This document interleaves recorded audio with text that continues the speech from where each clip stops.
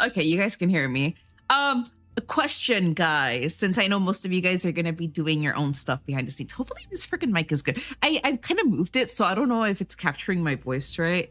I tend to move my mic and then I get worried if I don't place it exactly in the right corner, if it's gonna sound like muffled or like if I'm in a distance or blah blah blah. I just get really worried whenever I slightly move my freaking mic and I'm like, no, I don't remember how I put it last time.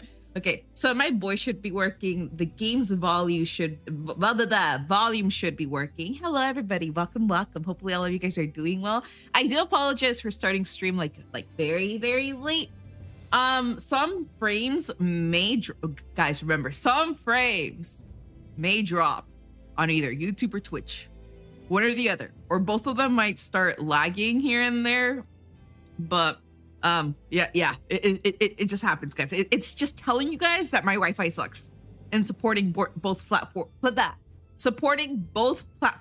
in 1440p. But other than that, we're just gonna keep it like that until something magical happens and we finally get like a stream that is not so laggy. I was planning on playing the Happy Humble Burger Barn game, like the cooking horror game, but then I was like, I feel like playing Palworld because yeah, it's I didn't, okay, I only touched it and roamed around in the beginning area, you know, like starter section. I just wanted to see like if they added anything in the starter section, and I did notice that they did. At first I thought like they added an actual story, but I guess what they intended is they added more lore to discover and you basically connect all the dots. Let me actually reconnect my facial capture.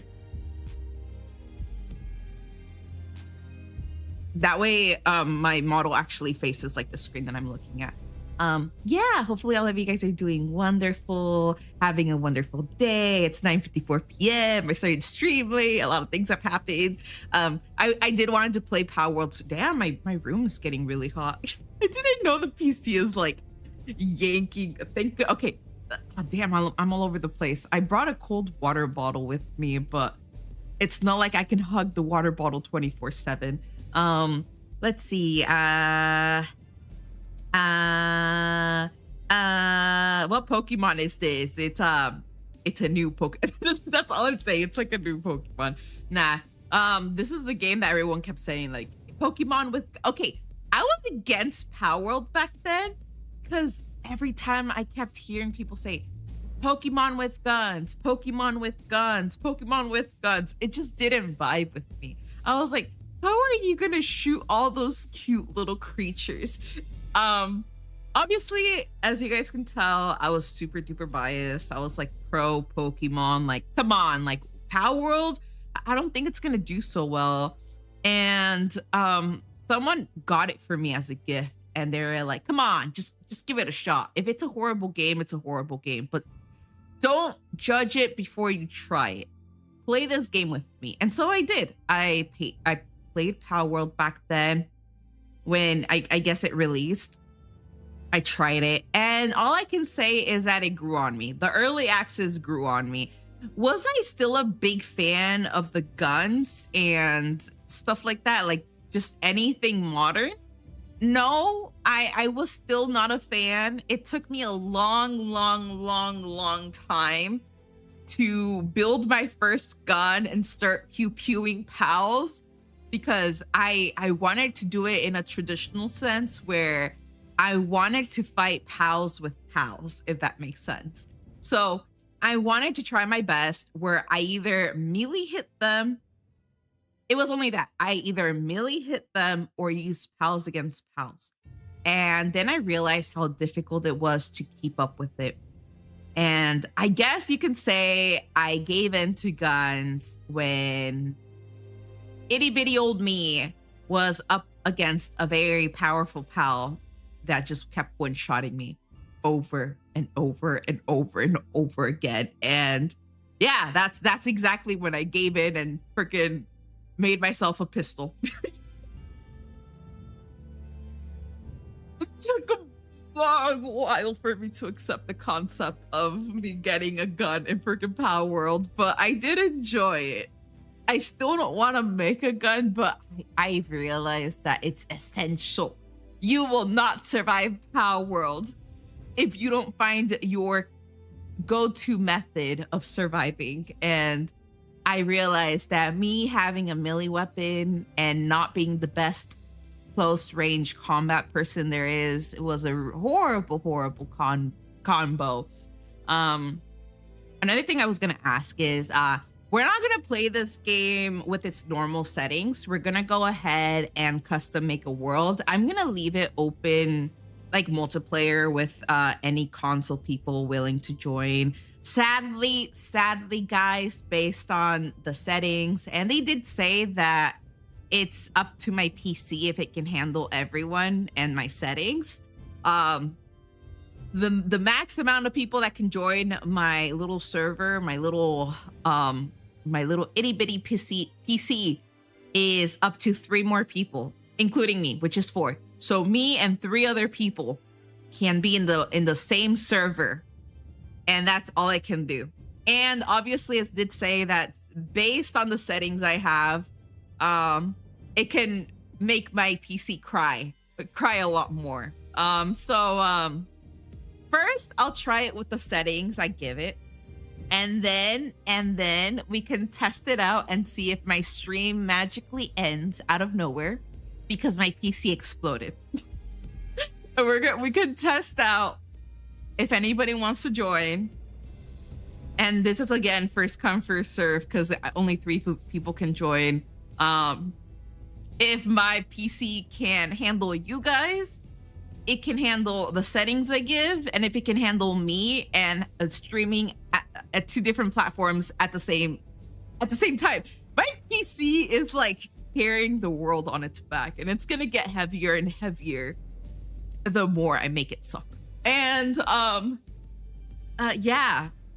also the ducklings are doing well. I noticed that they're growing their blue little feathers like at the end of the, okay, so they have a little bit of blue feathers at the end of their tip. It's like think of an accent mark, like a little spice to their wings. And I just noticed that the little feather thorns are coming out and they're blue, and I'm like, the blue feathers are coming out. Okay, that's the reason I chose those ducks. It's just the way that they're designed, but I wasn't sure if I got the correct ducklings. And as soon as I realized all 3 of the older ducklings, because they're in the later stages of feathering, when I saw that they had like they were getting out those blue feathers that they themselves have to like preen and like scatter and shit like that, I was like, oh my god, the blue feathers are gonna be coming out. Well, it's not a lot, it's just at the end of their tip. It's just like a little accent. I was like, I don't know. I like things with color, even if it's just a little itty bit, even if it's only at the top of their freaking head. I don't care. It's just, I don't want it to be one old simple color, like all white, all black, or all brown. I understand that most animals are only one color, but this is the reason I chose these ducks. I'm super duper picky, guys. I'm super duper picky on freaking design and color. It's just something that like rubs me off in a way if I just get something so freaking plain. But yeah, we're gonna try it out, guys. You guys are gonna be seeing me like customize the freaking server, editing numbers and shit like that. And then I'll try it out, see if it can handle me, myself, and I. And if my settings can handle me, myself, and I, plus whatever the fudge I'm doing behind the scenes, like having Opera GX open and every other background software and application, we can see if it can handle separate players discovering separate parts of the server lands, like how far you guys are running off to, because it's gonna have to spawn your pals, right? And my PC will have to work really hard in making sure that all of us are getting the best experience. But if it explodes, it explodes. If it kicks us all off, it kicks us all off. If we're all lagging, we're all gonna lag together, guys. It's all good. Also, hello, Punisher. Welcome, morning. I imagine some sites will host free standalone services if needed. Hopefully that's true, because in the past, in the early access, I forgot how much someone has to pay per month just to, manage freaking player servers. And the person that gifted me the game back then, like they gifted it to me and like 2 other people. They I know that they rented out a server. They paid for it, but random strangers kept popping in. And this was in the super early access. We would be playing and then someone from Germany or some other freaking place, just some random person would come into the server. And mind you, we're not streaming or anything. This is just like completely offline. This is just us.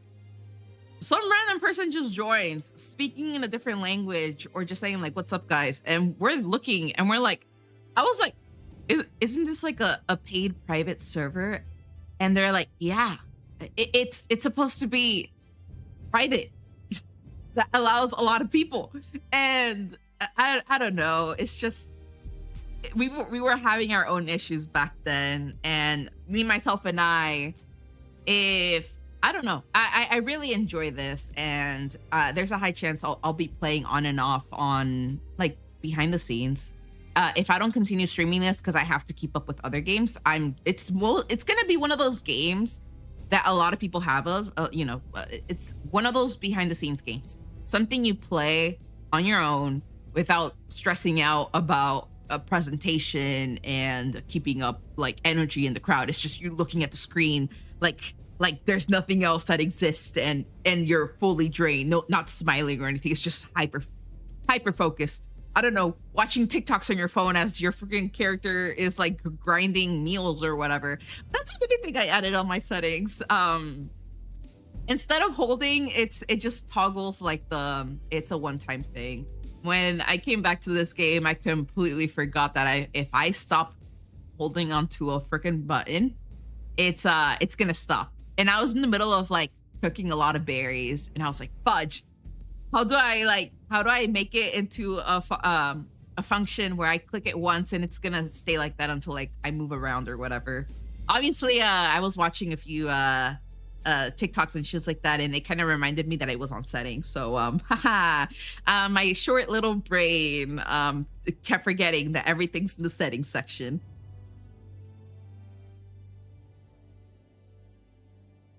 Oh, that's GH3 Rock Band for me. I don't know what that is. Oh, wait. Guitar Hero 3 Rock Band, right?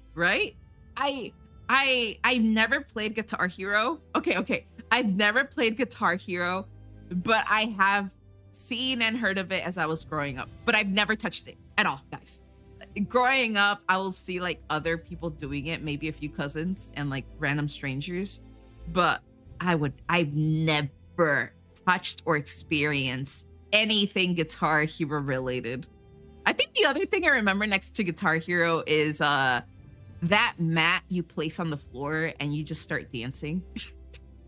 That old school game that needs to be on a screen and there's like arrows pointing front, back, side to side. And I didn't understand shiz. But hey, that was another big thing back then. Lots of fun if you have a good hand or eye coordination. Oh no. Guys, I can't tell my right from left. Literally, you guys can tell me go left. And I literally have to sit there, process something for 5 minutes, look at my hands and be like, right, left. Okay, so this is left. And then that's when I go left. Oh my God, guys. Sometimes I wonder if I belonged in the special needs class. I don't know if my parents dropped me on my head multiple times as I was a child, or if it was once but very severe and they just never took me to the hospital to get checked and they just saw me alive and they're like, yeah, she's okay. She hit her head, but it's okay. It's not like she's dying or anything. And because that's actually how my parents are. And it's not just me. This happened to every single one of my younger siblings. It's a newborn, literally a newborn that cannot sit just yet. I don't know whatever happens. Maybe the newborn rolls or whatever. But the baby falls and it starts crying like every baby does when they freaking smack their head on the floor. They start crying.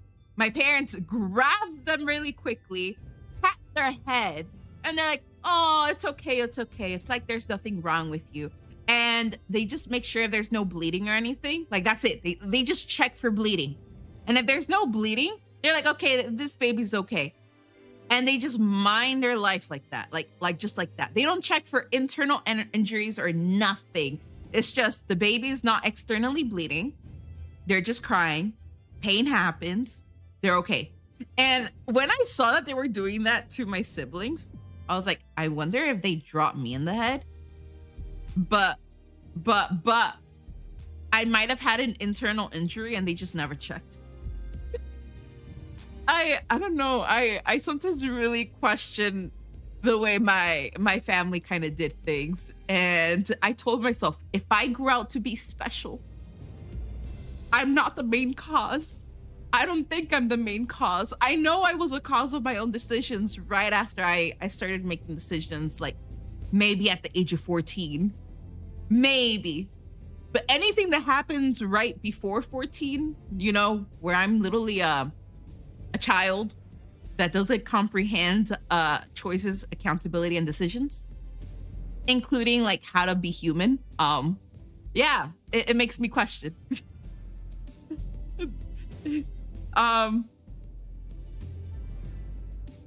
If you hold hands straight out, the left makes an L with your palm facing away.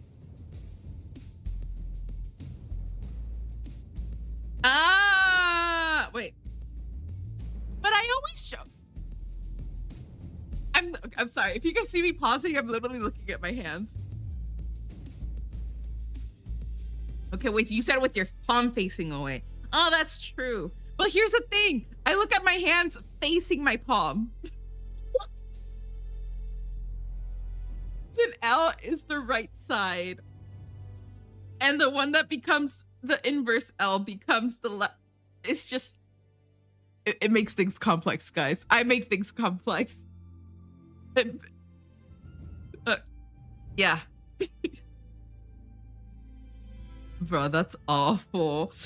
Yeah, I don't know. Sometimes I do question anything that I just started realizing really late. Understandable. I was accident. No. Okay. Not gonna lie, guys. I feel like a big population of this world was a surprise baby. I genuinely feel like everyone's like, oh, they must have been a planned baby, a planned baby. Do you guys honestly believe it based on how irresponsible most people are? I feel like only a few chunk of babies are actually like planned. Like they've been fought to be born for, especially with people like with infertility issues and stuff like that. And a majority of people are accidents. Mom and dad just decided to have a one night situation. Maybe they're not even married. Maybe they were just like one night stands or whatever. And boom, a baby's born. Just because of an intimate moment they decided to have together. Well, you're quite intelligent if that makes you feel better. I feel like I'm intelligent in a different manner. I understand that I'm intelligent in other ways. Okay, the hand that doesn't make it out with palm facing you.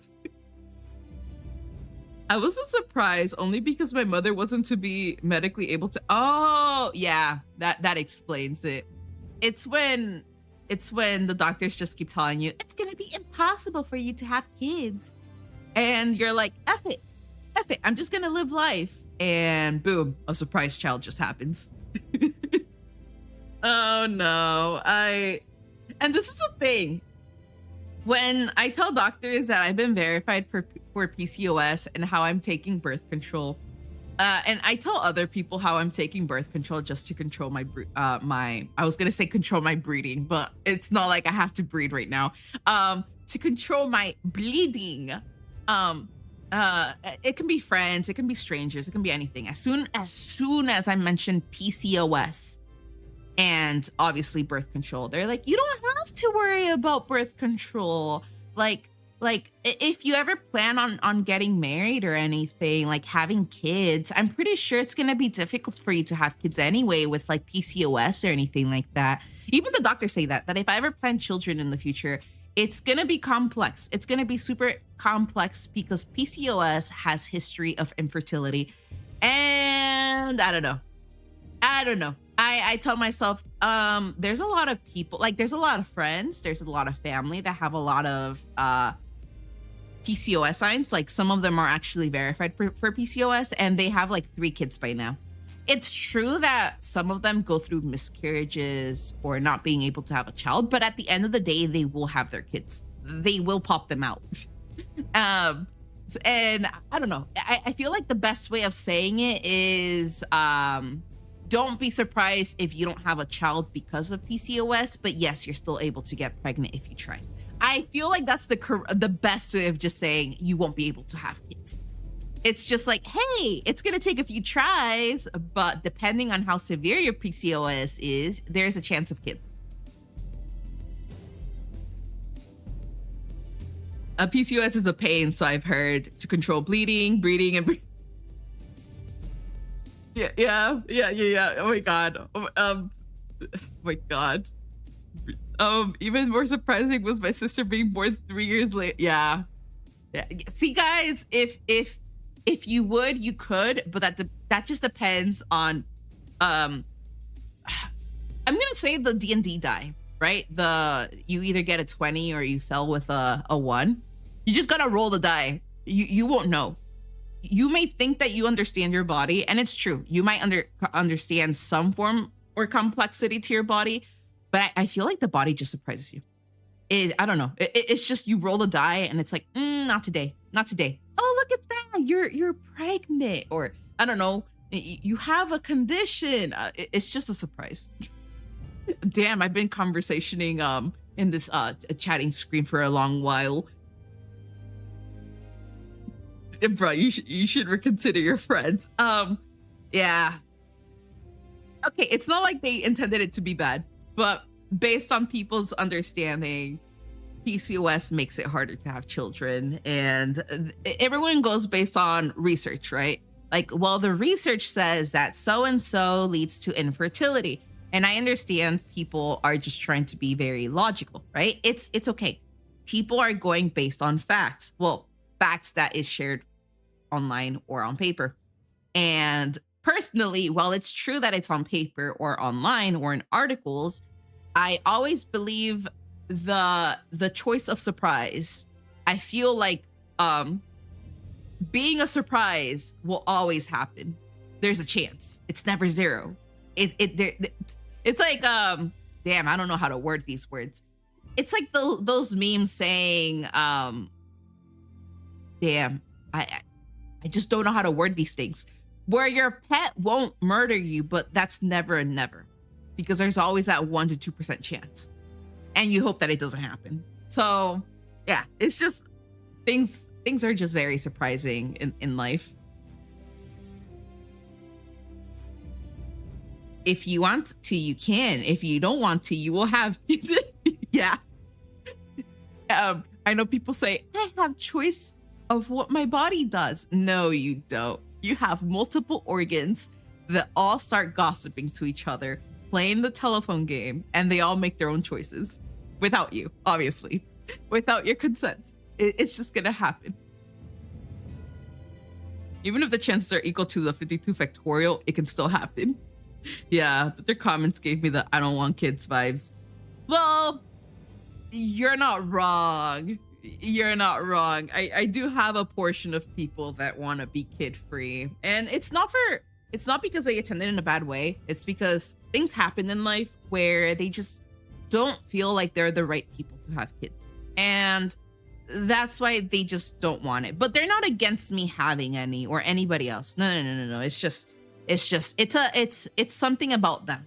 It's exclusive to them. And there's many reasons. Some would want to have them like super, super late in life. Others just feel like adopting and not having. And then obviously there's those that highly, highly, highly believe that they're not well. They're not well to be parents. They don't feel like having kids. And that's understandable too. And then obviously there's those people like want to be super young parents. They want to have kids as soon as like they pop out of high school and stuff like that. Like their dream goal is to be parents since the age of 19 to the end of time. And so everyone's different. There's just a lot of different mindsets of when someone feels eligible or ready to like start producing life on this world. The kids in this economy, yeah, I was gonna say that. I was gonna okay. And yes, there's been a lot of people like that. People who are actually planning right now to have kids, but they're like, not now, not now, not now. I think what they're doing is they're planning their little emergency fund.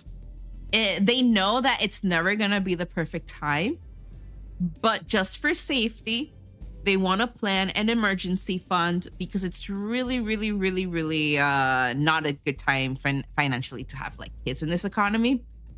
And like I mentioned, they know it's never going to be a good time to have kids, but just for their self peace in mind, they're giving themselves a few years to save up for the kid, for any kids, and whatever happens, happens. Because all they know at the end of the day is that they tried.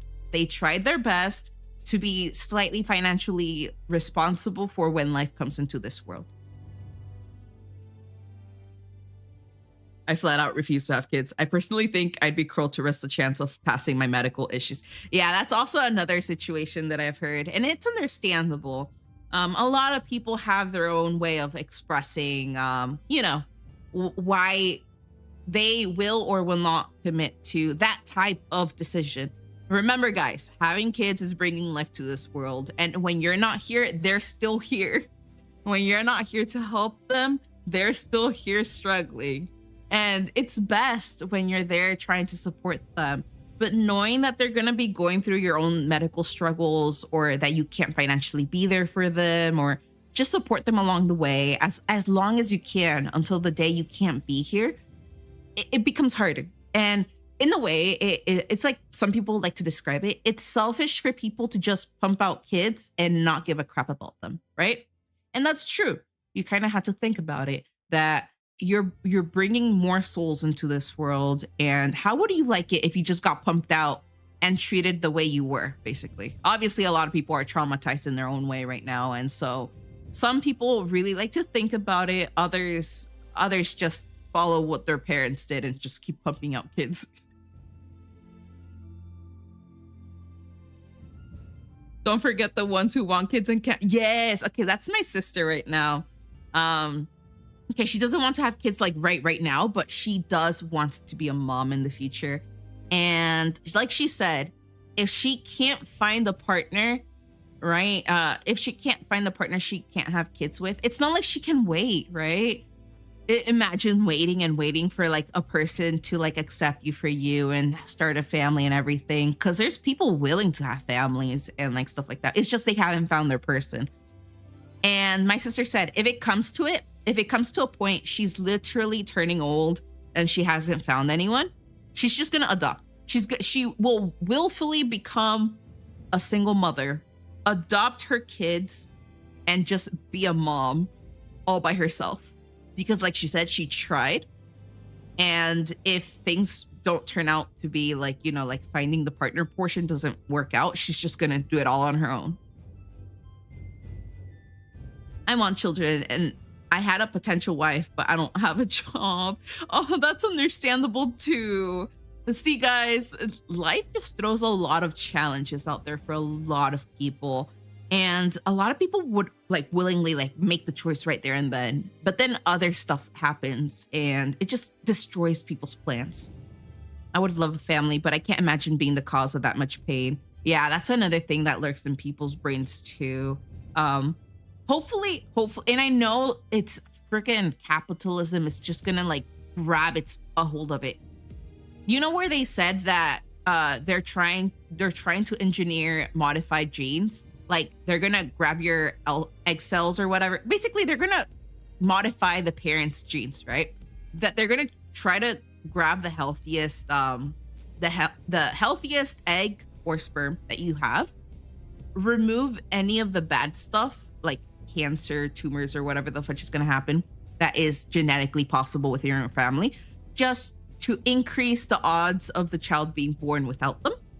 But like I said, even if that's possible, they're gonna freaking hook a huge paywall behind it.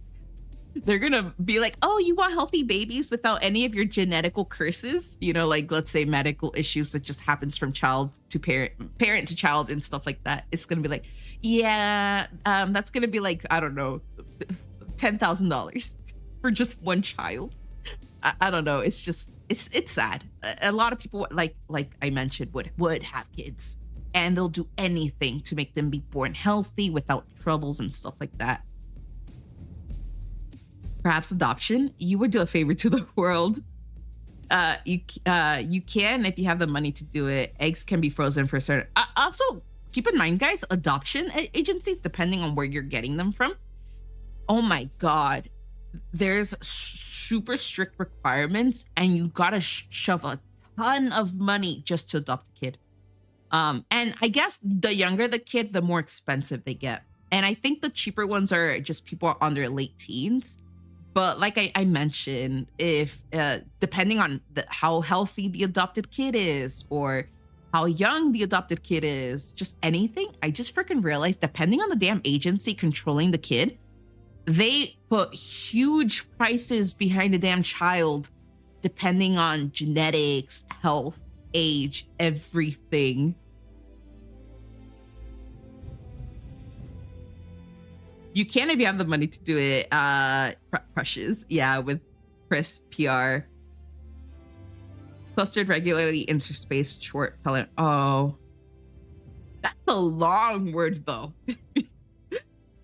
That's a long word. We all know how that ends. Well, yeah, younger kids have to live with you longer to get them to level 18. Yeah, guys, we're all in our journeys, dealing with our own challenges.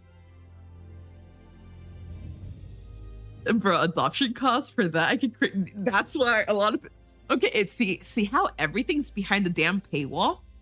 The world can start adopting, and then they freaking increase the prices. And like you said, at that point, people are gonna pump out babies. But here's the thing: a lot of people are like, "Why don't you guys adopt instead of pumping out babies?" And it's like, oh my God, it's like a never-ending loophole. If things cost so much money, you're just gonna pump them out. And then there's those people that just pump them out without really caring for the child, and they shove them into like the adoption centers and foster cares. And it's like, oh my God, it's just a never-ending loophole. If they're born, they cost a lot. If they're adopted, they cost a lot. If you want to modify them, they cost a lot. It's just, there's a price for just anything. And it's like, damn, at this point, you're just telling me to live life without fully living life because I can't take care of myself and not have kids. And you're still going to complain to me that you want me to have kids. It's like, give me the money. Give me the money. You want me to have kids? Give me the dinero. Give me the cost of having this life that you expect out of me.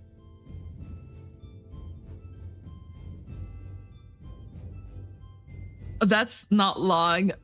Pulmonotramic microscopic cell coval, whatever the thing. I can't freaking pronounce it. I didn't sign up to play Life Premium. See, guys, we're all just living life trying to manage everything. I'll be playing this on controller, guys. And like I said, first we're gonna test out if the game can handle my settings on my own with the PC. And if it can handle it well, we're gonna try to test it out with one person at a time. Sadly, because it is just a single person's PC server, not like those rented out servers or anything like that. Like I said, we're gonna test it one person at a time and see if my PC doesn't explode. There's a high chance it's gonna freaking explode. We're gonna create a new world. I deleted all of my other ones, and we're gonna modify the settings. And I always love playing this game with maxed out pals. And by that, I mean like Chillette. Chillette is only supposed to be one, right? One Chillette roaming in its little territory. If I max it out to 3, which is the maximum world setting, there's gonna be 3 Chillettes, guys. 3 in that little area. You attack one Chillette, they all attack you.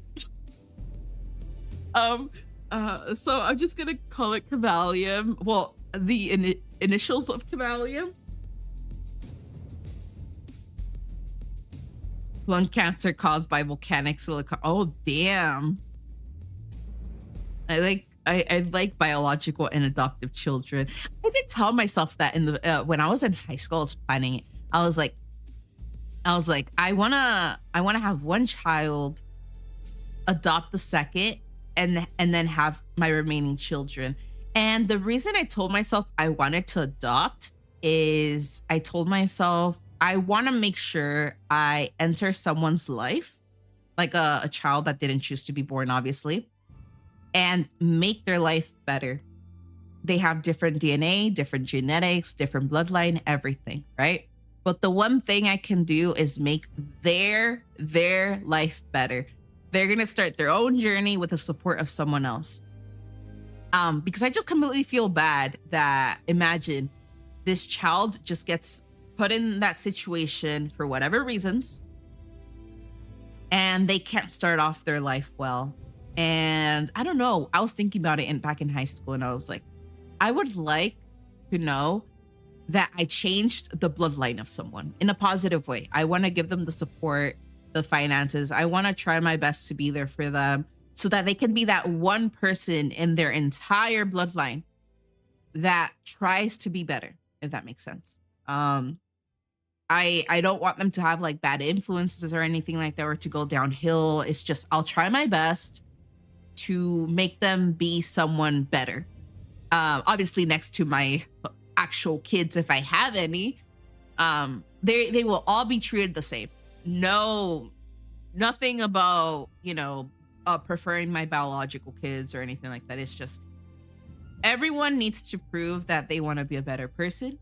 They're all gonna get, the same treatment, all that kind of shit, because it's kind of like those games where you put all of your NPCs in a very similar situation and you just like see how the tables turn. Like you want to see how your NPCs just react overall. Palworld seems fun, but 72D is my survival craft of choice. Technically, the child could be both if you put them up for adoption. Oh, yeah, that's true. Bro. But I would never gene edit them. That's unethical. So true, Belle. But that's a thing, and that's okay, Dust. It's okay for everyone to have their ethical morals and values, and that's true. It sticks to you. But keep in mind that if it helps someone medically, like let's say everyone in the family tends to roll the dice and someone gets stomach cancer, you just try to remove the stomach cancer cause and hope for the best that it doesn't happen, right? So I don't feel like people should just gene edit their babies just for cosmetic reasons. Basically, playing the character creation or customization for their babies before they're born, right? But if it's for medical reasons, like there's a high chance that your child is gonna die young or suffer with specific conditions that cannot be resolved, or it's just gonna make them very cost extensive, always going back to the hospital every single damn time. If you have the choice, and you should just see it from a perspective of, I don't agree with it, but if it leads to them living longer and better, I can respect it but still not agree in a way. It's just trying to make sure that it doesn't affect you in a negative way, but it makes their situation a lot better. I'm a genetic failure. No. Okay. I can't say no because it's untrue. There's a lot of people sadly born with conditions that, yes, they are considered genetic failures. But just so you know, Amaroth, we still adore you, okay? I don't know, honestly, I have genetic situations too that my parents don't want to be mean, but they call me a special cause in their own way. One, they called me high maintenance, a special situation, and overall a big snowflake. And this is in their cultural terms, that I'm a snowflake, as in like I'm not as resilient and strong in their terms of genetics.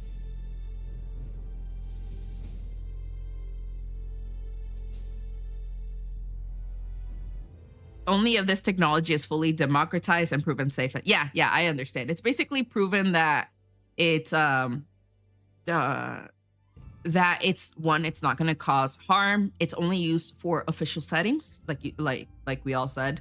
It's not for cosmetics or anything. It's more like you have to actually be proposed that it's possible for your children not to go through conditions and that it's probably necessary and stuff like that.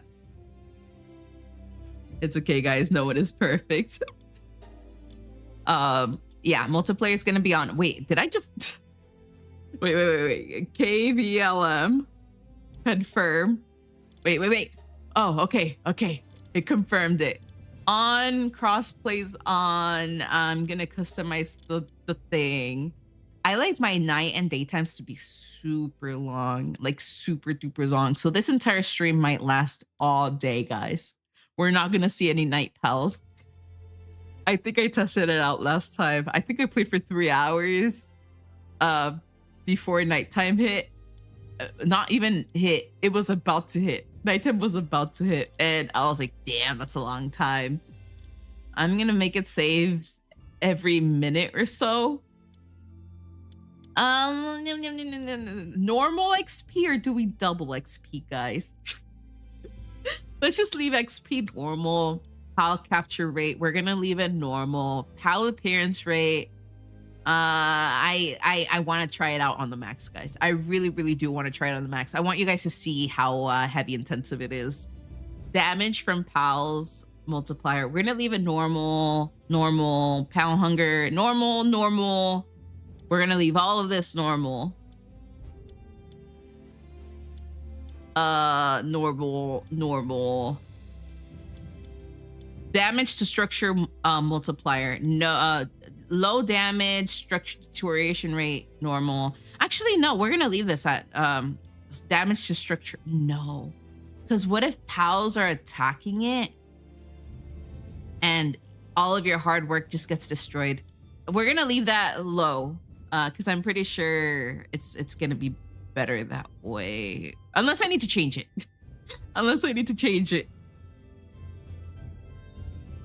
Grazing item production rate multiplier. I don't know what that is, so we're gonna leave it at normal. Maximum number of dropped items in the world. I would reduce it, but I'm gonna leave it at normal. Maximum number of dropped active items in the world, no limit. If any of you guys want me to change any of these later on, we can do so and just experiment to see if we want to play like our own hardcore version of this game or anything like that. But we're gonna leave it like this for now. Gatherable items, multiplier.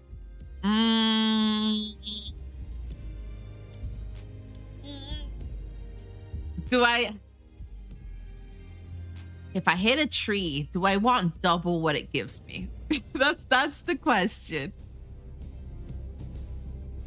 The only medical problems I haven't inherited from my parents or grandparents are either 1, because I don't have 2, cancer yet, ? Unless it ends up being a surprise. 3, hemochromatosis. Oh yeah, I have iron deficiency, but the doctors just can't tell if it's the anemia or if it just keeps happening. And for Graves' disease. What's a Graves' disease? That sounds horrible. Smack a tree once get a count. You imagine, guys? You're like, let me go smack a tree. You smack it and you have enough to like build an entire house. You know, I'm gonna be nice. That way we don't take forever like doing our shiz. Well, I don't take my time to. What's the maximum? Okay, the maximum's 3. I'm gonna leave it at 1.5. Gatherable objects health multiple. I'm gonna leave it at normal. Gatherable objects respawn interval. Should I make that if you gather an object, it respawns way later? Nah. Because what if someone grabs an egg? What if someone grabs an egg and it takes forever for that freaking egg to respawn? Dropped items multiplier. We're gonna multiply this times 2. I want there to be more reason for you to start attacking pals for their ingredients versus, I don't know, hitting a tree. Item weight rate. I'm gonna drop these just a little bit. I'll be nice for the item weight rate and the item decay rate multiplier. Equipment durability loss. Do you guys want the normal, or do you want it to decay a lot? Do I want to keep? No. The more you repair, the more you go back to the repair workbench, the better. So we're gonna leave it at normal for now, unless I freaking max it out and you just hit a tree once, guys, and you have to go back to the table and repair it.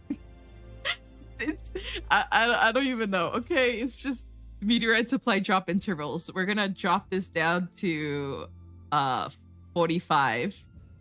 So every 45 minutes, I guess there's a new meteorite dropping.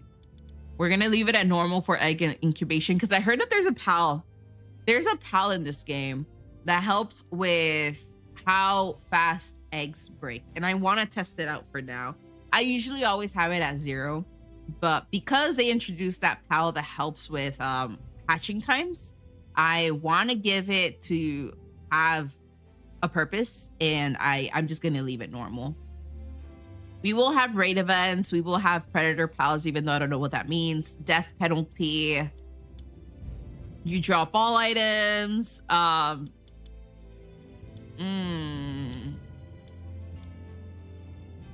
Drop all items except equipment. No.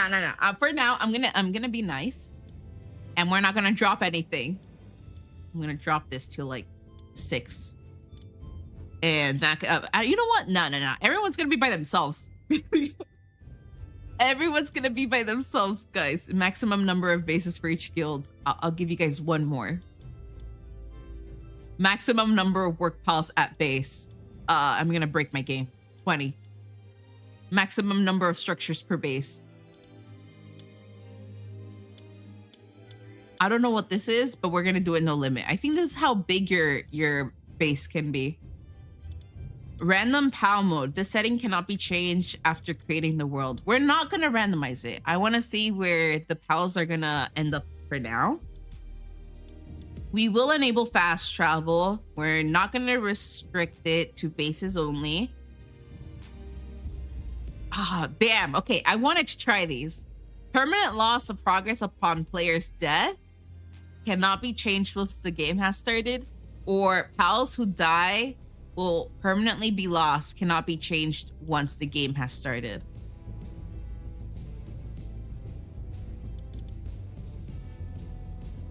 Oh my god, no. Okay, because I don't know how long I'll be streaming this, and like how you guys want to experience this temporarily until, you know, I decide on really good settings and shit like that. Do you guys want it to be Souls-like to me? Obviously, you know, like if I die, it's game over. I gotta start over, and all my pals are dead too. You know, I die, my pals die, everything's off me. I have to start from scratch, or my pals die. They only die. I'm the only one that can respawn, and they all go poof.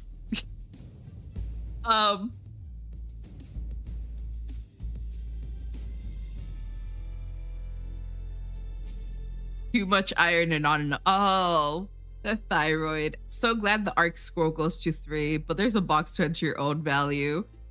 Just get Pokemon on your team with Flame Body, Steam Engine, or Magma Armor. I personally think it's better when you're having fun. And it's because it's for this particular stream. I'm gonna die, guys. You guys are, and because I don't know how I like resetting my settings until I find like the sweet spot. But for now, we're gonna leave it like that. And like I said, anybody that joins, you guys are gonna suffer the same consequences as me. So if you guys have a pal you guys like all of a sudden, make sure to put them into your global pal box, because your global pal box can send those pals off to other worlds. So if there's any pal you guys really like that you guys would just like to test it out in your own personal world, make sure to reach the level where you get the global palette box, put their DNA in there, and then you guys can, like, you know, have it elsewhere. Um, on Souls like hardcore mode, we can fast travel. None of it is gonna be random. You do not have, oh wait, it's not like death penalty is gonna exist anyways. You gotta start over anyway. So this doesn't matter anymore. The death penalty doesn't matter anymore. Everything else should be normal. Your weight rate is slightly just a little better. The items you get from other pals is also, and obviously trees is just slightly higher. Everything else should be pretty much normal. No damage to structures or anything like that. There's going to be a ton of pals though, so just make sure that there's a high chance most of you guys will die, because if you guys attack one pal, you guys are attacking the entire army. The entire army that belongs with that pal. But their damage should be pretty normal. I don't know how difficult. You know what? Because this is hardcore mode, I'll be nice. The XP rate you guys earn is double. It's also for me. It's also for me to survive. Okay, guys. The XP rate is just double because yeah, pal capture rate. Why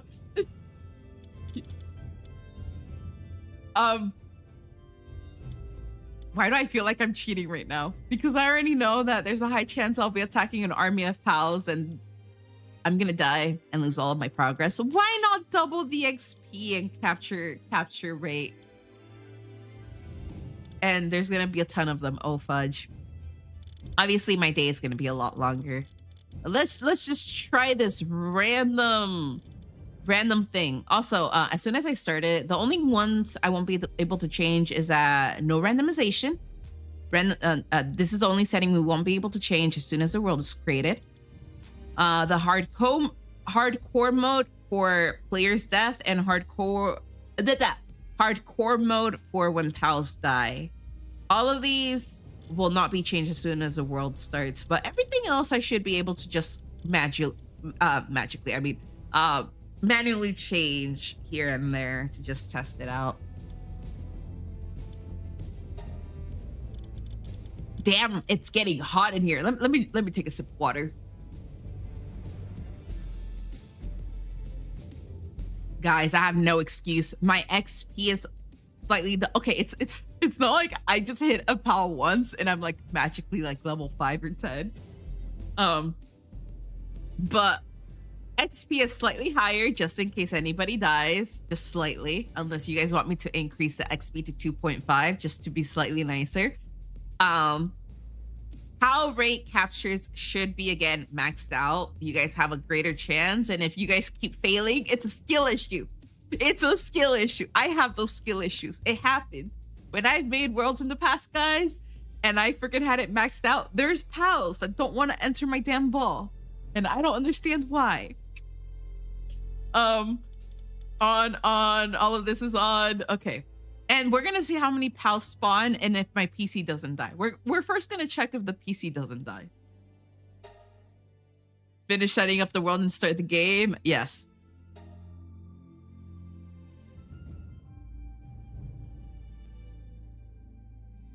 We're gonna create the character. I already have most of my settings already in mind. Type 1 is the only female body we have. For skin color, I choose the lightest. Well, I'm gonna have to manually choose this anyways. 96, 6, 96, 96 is for my body. This one, I drop it all the way down to 28. I don't know. I just find it decently lean, not too lean, so I look skeletal. Yeah, it's this face. I choose this face. I'm gonna just choose a hard eyes for this one. I always go for this one, but I'm just gonna choose this one for now. The eyes, I think it's 96 again. 88, 88. Yeah, 96, 88, 88 should be for the eyes. The eyebrows is going to be 96. I think I'm going to leave it at 10. And then 96 again. 96, 10, 96. And the hair has to match it. The hair I'm going to go for is just this one.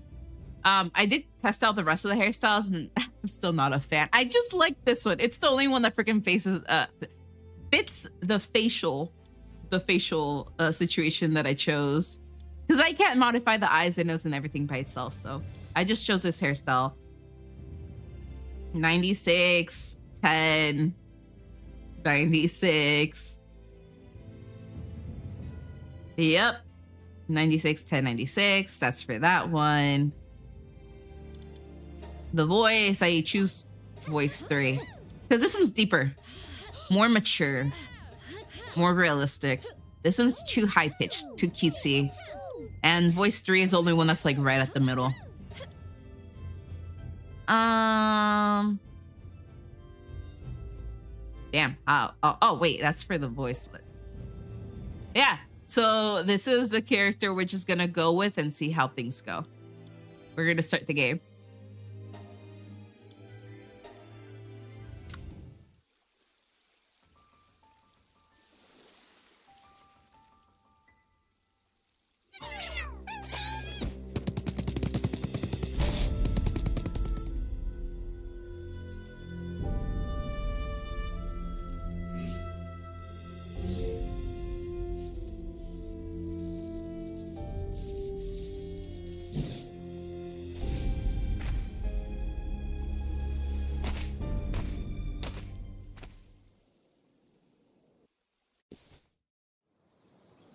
Well, do you like slim or thick female bodies? Okay, depending on if I can customize every single body part, I would go with the thick female bodies. And I mean the sculptured thick bodies. The ones where it realistically could happen if girls tend to manage their parts, like individual parts. Being completely slim is okay too, especially if you're in the cutesy or like the plain side. But I prefer the thick female bodies more. The ones with curvature and you get to like manage certain body proportions. The muscle mommies. I like it to be like thin on the waist, not like super thin, but you know, like it's you can tell it's sculpted thin. It's sculpted thin on the waist. Same thing with the arms. And then it's thicker on the hips section, especially the thighs. And then it goes sculpted thin again for like the rest of the body. So I want it to be really squishy on the like the thigh, waist, like the hip portion versus everything else. We're going to grab the journal that's over here. And I will go to this little closed off section. In the past, I've heard people complain that they got lost here. Guys, there's people that kept complaining to the game company that they got lost right here. So they closed off that door because people thought that they had to go down there and they'll be like, I don't know how to leave. I don't know how to get out, blah, blah, blah. They freaking blocked it to tell them to go upstairs instead and to explore the world. I enjoyed this entrance being open so I can easily go like downstairs towards the beach and like gather the pals that I need from downstairs because it's all level 1 pals. Yeah, no. They freaking changed it. We got that diary. We're going to get this chest over here. We're going to grab the teleporter. We're going to see how it manages everything. And then we're going to slowly introduce players in. Remember, guys, it's compatible with... well, the server supposedly handles cross-platform. And it's only for the top 3 players that can join so far. So we're going to see how it's going to manage with everything. So this is how everything looks, guys. Hopefully it's not horrible lagging on anybody's parts. But yeah, this is how the new world looks like right now for those that haven't touched the game. The Icelands are over there. The land, and supposedly we can already touch the tree as well. Everything that's new is also like those barriers. Those, is it an island? The island with barriers that have very special pals within them. I think they're called sanctuaries. Let's before I continue the little tutorial, this is how many pals are here right now. 1, 2, 3, 4, 5. So if I attack one of these land balls, they're all gonna attack me. And I think it's the same with any of these other ones.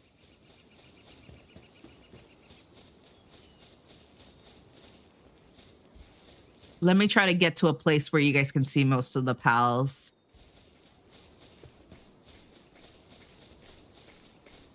I think it's gonna be in the water section. Also, the Mamorous boss battle, I think it's also gonna have 3 Mamorous down there. So hopefully it can handle a lot of players being at different locations with a lot of pals. Like I said, there might be some lagging here and there and stuff like that, but hopefully it can handle the 3 players that can come in here. How do I do it where I can invite? Basically the first come first serve. There's those options: invite code, server, player list, invite code, or server info. I think it's the invite code, right? I just copy and paste it somewhere so that people can grab it. Let me see if I post it on, should I post it on maybe Discord? For those that want to join, just so you know, it's going to be on the Discord side. I don't trust myself just putting it on the Twitch side and then some random people like just join in. So I'm going to go ahead, open up Discord, and then I'm going to close it because I know Discord takes like a lot of PC resource. I'm going to open up Discord right now and see if it's going to be able to be posted on there for the invite code.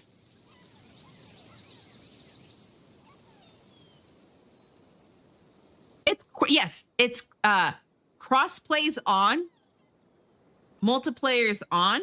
So both of those together, I believe it's gonna allow it. I'm gonna wait like a few seconds before I post it on Discord. That way, the top 3 players can just like join, because it is a limited small server for now.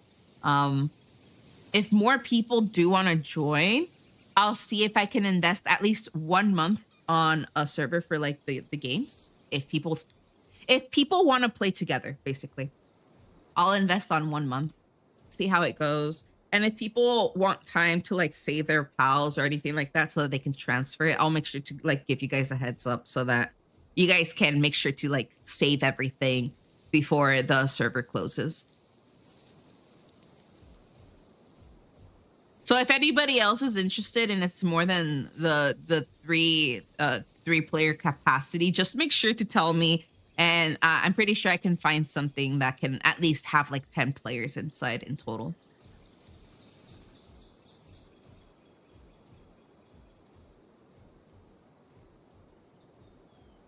Okay. I'm just chilling and enjoying the combo while I beat my head into a hole. In a while, in the process of learning better crafting methods. Okay, so I'm just gonna post it in general chat for now, guys. Let's see if it's gonna just copy and paste. Okay, it did copy and paste. I'm gonna paste it right now. It's on the Discord server for general chat. That way most of you guys can just like copy and paste it and join in. I'm just gonna leave it there for now. I'm gonna exit Discord. That way it doesn't run in the background and take some of my, oh, damn. I freaking knew I needed to quit this. Okay. The AI bot for freaking Microsoft was running in the background, and I've heard that it's also like resource intensive. So I'm gonna quit that one, quit Discord as well. And that way it's mostly my other stuff that I need. I'm gonna be playing on controller.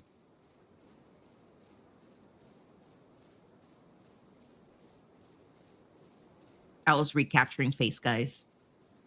Is my model lagging? Wait. No, maybe the stream. think my model's laggy, guys. It's okay. It's okay. It's okay. It's okay. Do it for the game. If my model lags here and there, just so you know, I'm going to be focused on the game anyways. Copilot kill. Yes, it was freaking Copilot. I always turn on my PC. I wait for Copilot to like activate and then I take it off immediately. But Copilot was never like on. Yes, when Copilot decided to be on, as soon as I freaking started stream and I had everything open, that's when it appeared out of nowhere and it was on. And I was like, what the fudge? I always wait for it. I even give it like 20 to 30 minutes, maybe 40 minutes for it to like appear. It never freaking appears. And I'm like, okay, I guess it's not going to happen. And as soon as I freaking get my things going and I'm doing my thing, yeah, it decides to appear when I least expect it.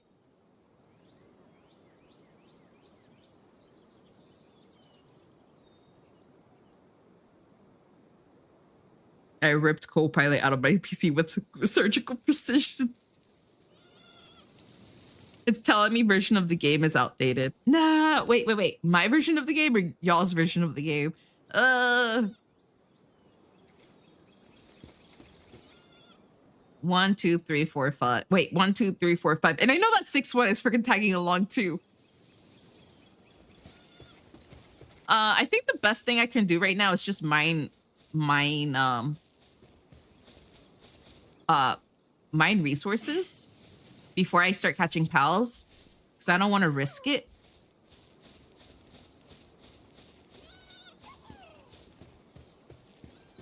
I feel like as soon as I start attacking someone, they're all gonna freaking beat me up. So I'm gonna just grab the things I need, build my axe and pickaxe, and start gaining my first 2-level experiences from there. Maybe I can just cook as I talk to you guys. Like I can just build a fireplace, start cooking berries, gaining XP, and then just having a conversation with you guys. It's gonna take forever.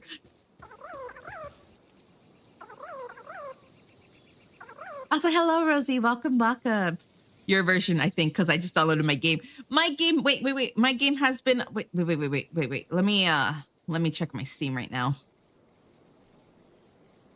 Let me check my Steam right now, because I'm pretty sure I can still exit the game and then come back.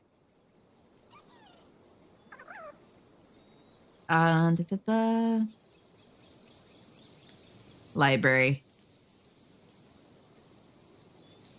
Guess who's back? You're back. Don't worry, guys. I do keep track of who's here. Palworld running. Is this my cloud? Okay, cloud status is up to date.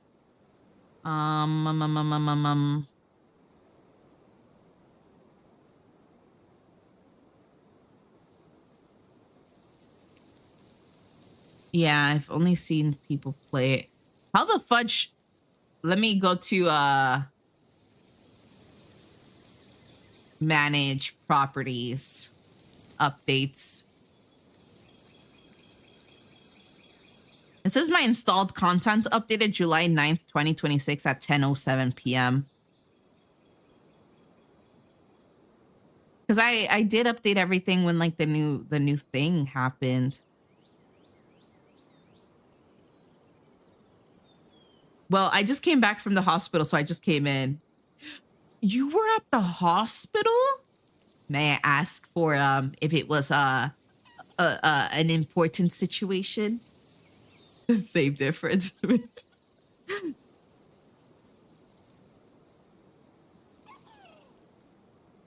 I just exit Palworld and then come back? Guys, if any of you guys also have that issue, just tell me. Oh, okay. If I pause the game, is there a version around here? Well, it says I have the Windows LS v1.0.0.100 427 F8 181D. I think that's what it says in the top left. I don't know if there's any other uh, uh, uh, uh, uh,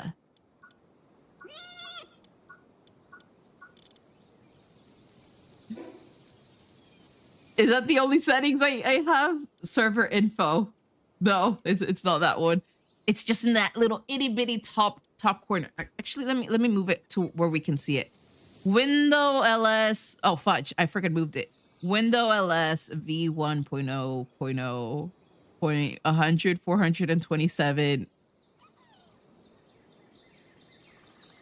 I'm different.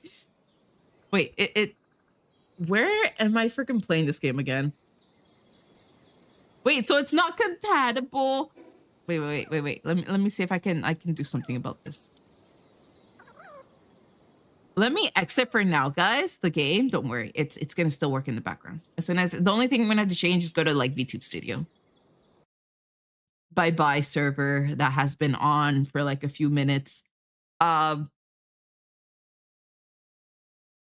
gonna go to library.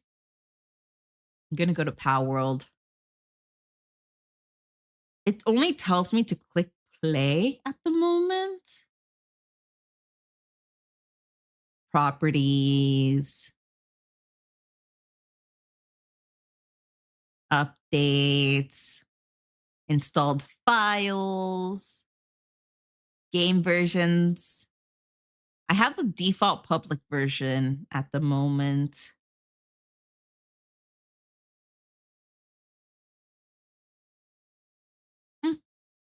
That's all I can literally check.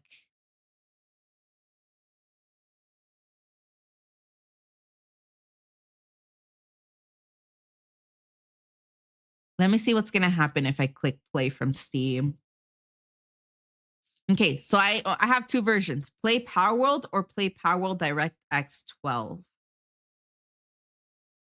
I'm gonna click on play Palworld DirectX 12 and see if it does anything.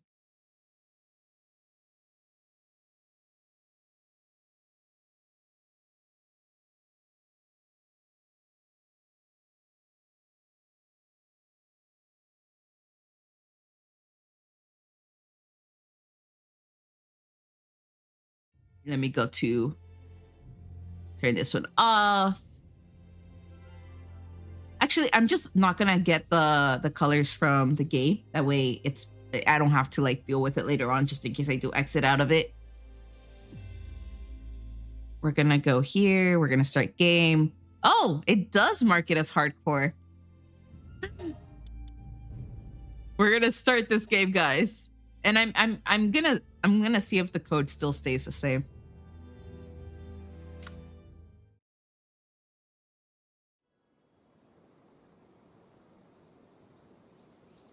Nah, the window LS, whatever the thing is still there. I'm just gonna grab the code and see if it's the same on Discord. I need to freaking open Discord again. Oh, Discord.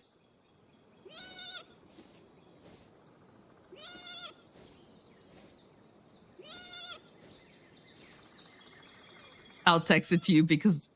Oh, okay. I feel like the three cats were meant to be something else, right?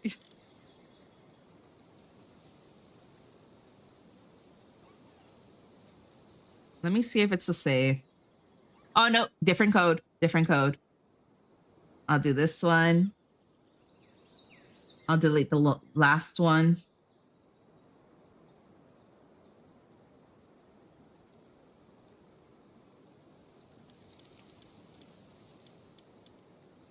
Wait, I'm pretty sure I can just invite you. Nah. Will it work if I just invite you? I can go to Steam and see if I can just invite you directly.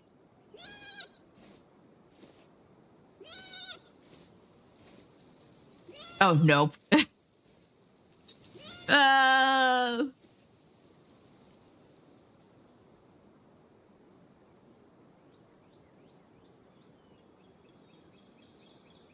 It's just so complex.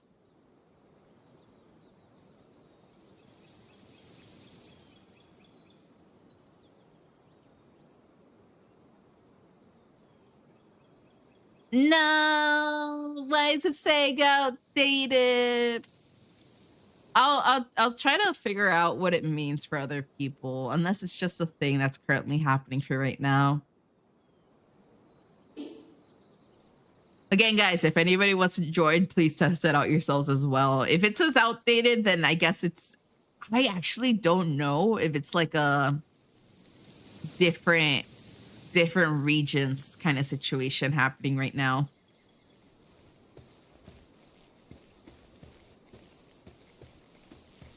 Let me just keep collecting the stuff that I need.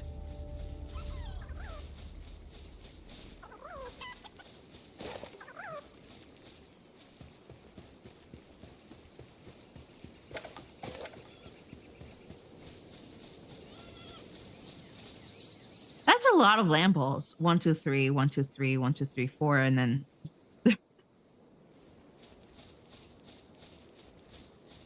Well, actually, what if I just search it up right now? Because my opera is already open.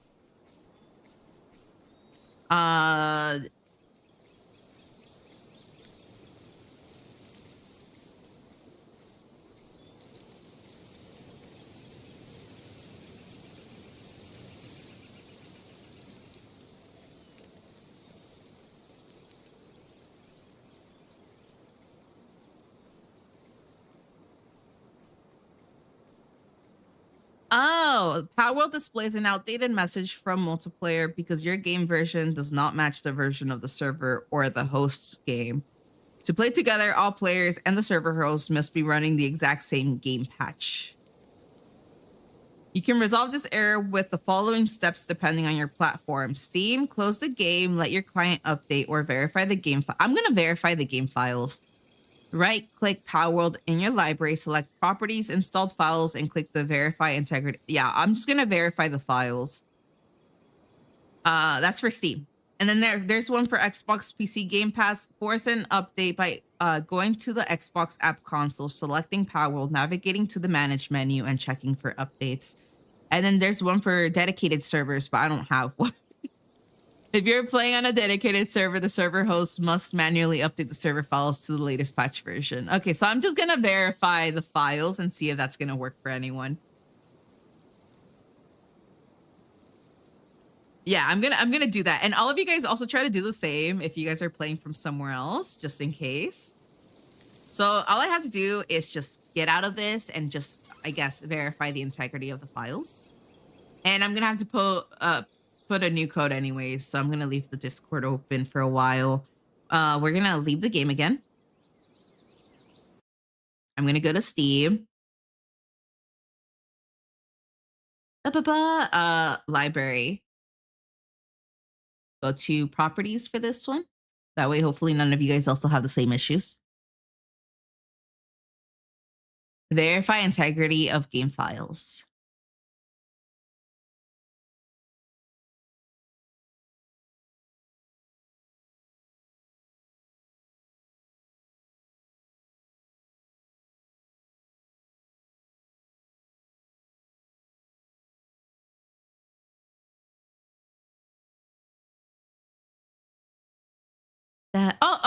Does anybody just want me? It's not going to happen for YouTube, obviously, because I think it's going to be separate.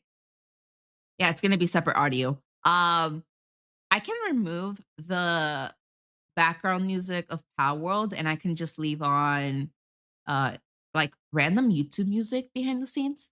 But that's again for the people that just want to like enjoy. I can actually like lower the volume so that way instead of the normal game background music, in case I do start grinding and stuff like that, I can just like leave YouTube music with ads, obviously. With ads, I had to include that, guys. I'm not paying for YouTube Premium, so we're all gonna suffer together. The apocalypse, okay? It's we gotta go through it. We gotta hold hands. We gotta like just not retaliate. We gotta. I don't know the correct word. All 327 files successfully validated. It's patching right now. Okay, so I guess I was missing something because it says that it's 20% complete right now. Actually, I'm going to do that right now. Mic aux application. I'm gonna go ahead, open a new audio output capture.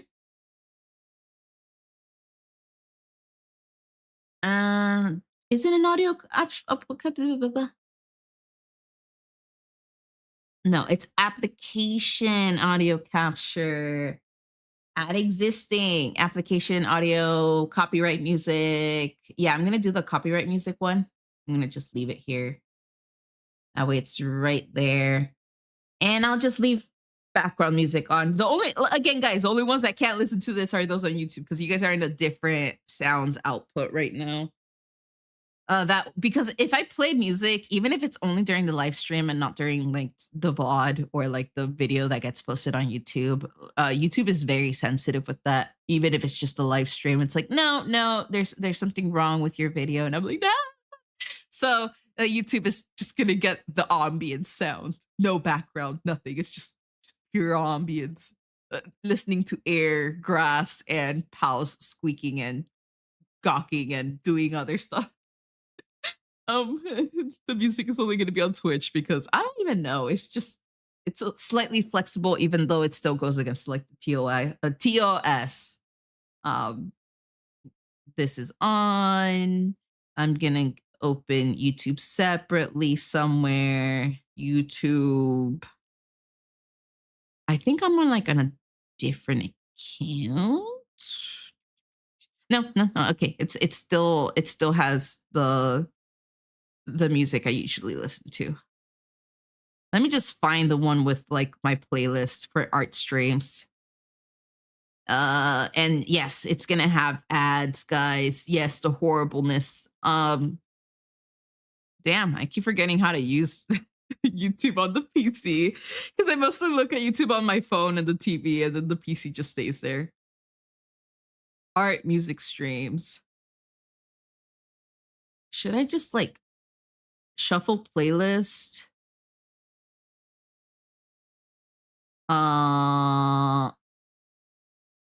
Loop playlist. Yes, loop playlist. Let me just drop this a little lower than what it is. Oh, wait, you guys need to listen to it too. Copyright music, where are you? You're up there. Let's see how. Yeah, I'm gonna drop this lower. That way you guys can barely hear it in the background. Barely. I don't even know if there's, I don't know how loud it's in y'all side, but yeah. Oh yeah, the game. Did you update game? Yes, the game updated. I'm just gonna play the normal Palworld instead of the DirectX 12 and see if that does anything.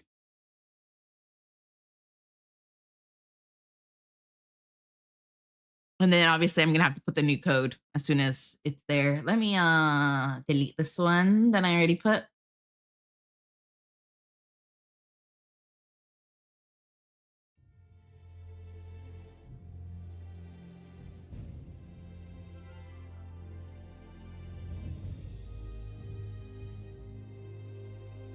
Oh, also Rosie, I did receive your message on Discord and I'll respond right after stream. But thank you again for telling me. I was only able to read like the first sentence. But I will respond properly right after the stream.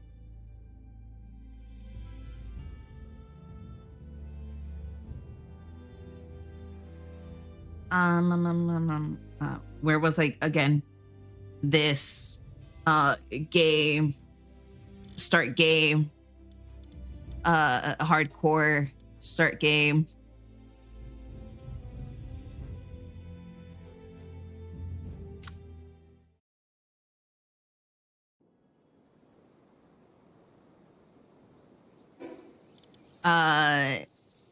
Not server info. I copy this one, I paste it on Discord.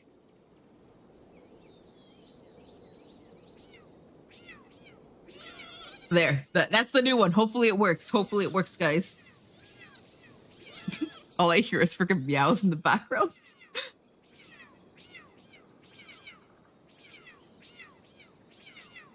Let me just drop this a bit.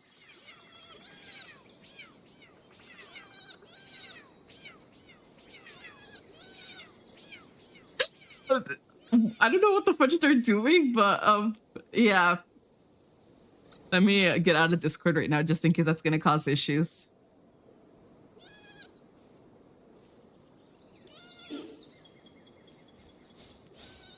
I admit. Okay, so it was on my side.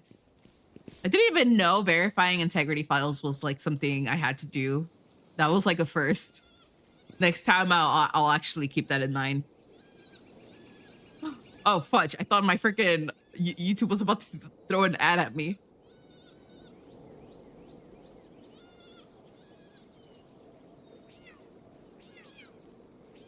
Let's see. I'm still going to keep collecting rocks, though. I don't trust myself, especially because this one has permadeath for me and my pal.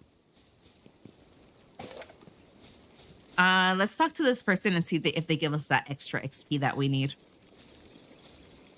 Scouting party survivor. You shipwrecked? It's been a while since I've seen anyone who wasn't reeking of pal. I was part of the scouting party, tasked with bringing back information about this unknown island to our homeland. This island is hell on earth. Everyone else is already gone. All of them snuffed out by ferocious pals. Hey you, hand me that device you have over there. You hand her your device and she quickly gets to work.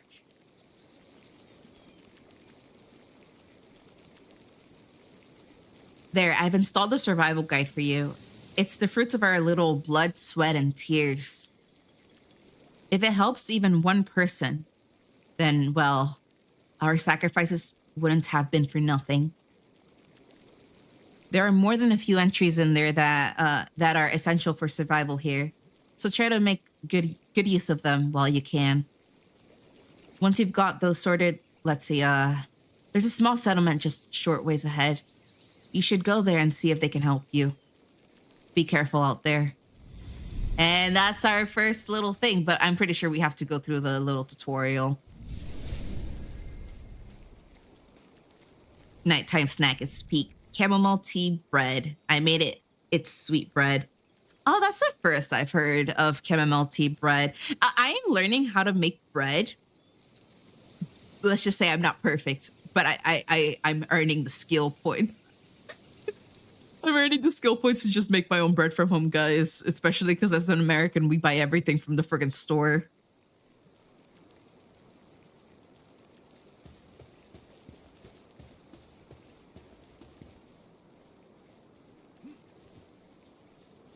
For a moment, I thought you were gonna say chamomile tea, like just the normal drinking tea, and then you were eating it with bread. But I see that it's all together. Is it me or is the music coming in and out?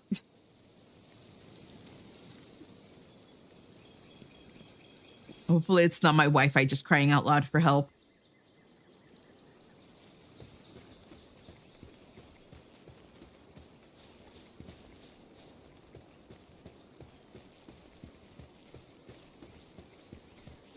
Well, these Lambos are short. I want to get a pal that has mercy hit. Let me just build something. Open the menu and go to options tab. It's just gonna tell me to do this one. Get out. Pick up fallen branches or hit trees to get wood.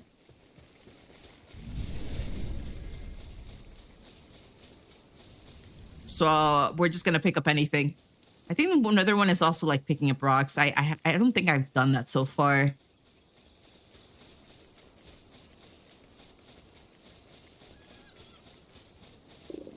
Oh, fudge. I have berries that I remember that I picked up some time ago. But it's not cooked. I was saving those to cook them, guys.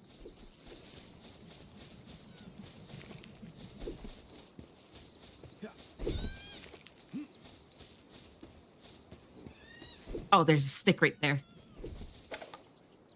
Open the build menu with the place permanent workbench in the location of your choice. And, well, what if it's down here? Because it's going to be easier access. Primitive workbench. Right where the water is. Let me collect these pal spears. That way I can get some already in my pocket.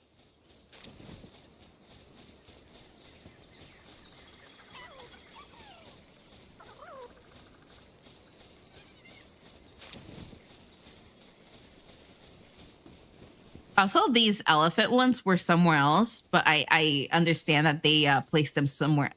They replaced them to a place that they feel they're better suited for, based on what I've remembered. Because these were like on a beach section. But I guess they wanted them to be like right here where the water source is, in the beginner area. I guess I can place my workbench like right at this corner right here.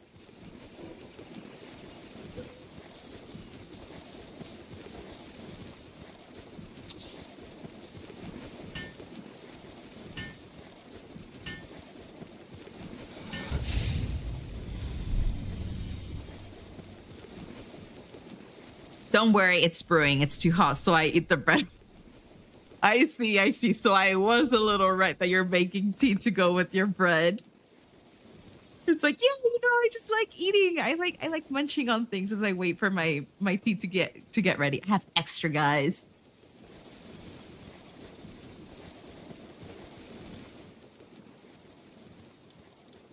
We're gonna go ahead and mine rocks, but I'm also gonna be hitting pals with it. This one has more. Should I be hitting pals? You know what? No, we're gonna make a dedicated stick for them. We're gonna be making a dedicated stick for them. But for now, we're gonna be making this one.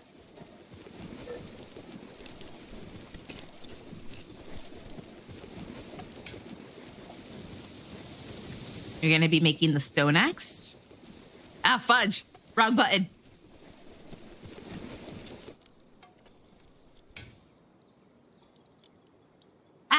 I need wood. I just need one piece of wood. I'm pretty sure it's I can just hit a tree, but I just want to gather it from the floor. I need these as well because of the pal spheres.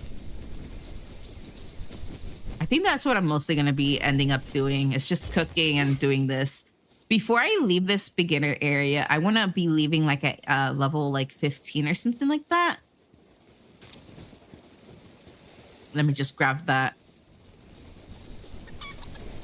That way it's easier to just move away from this area, because I know it's going to become a lot harder as soon as we reach the other areas where the pals get a little bit more complex and one-shot you, and then they bring us back to our starter location.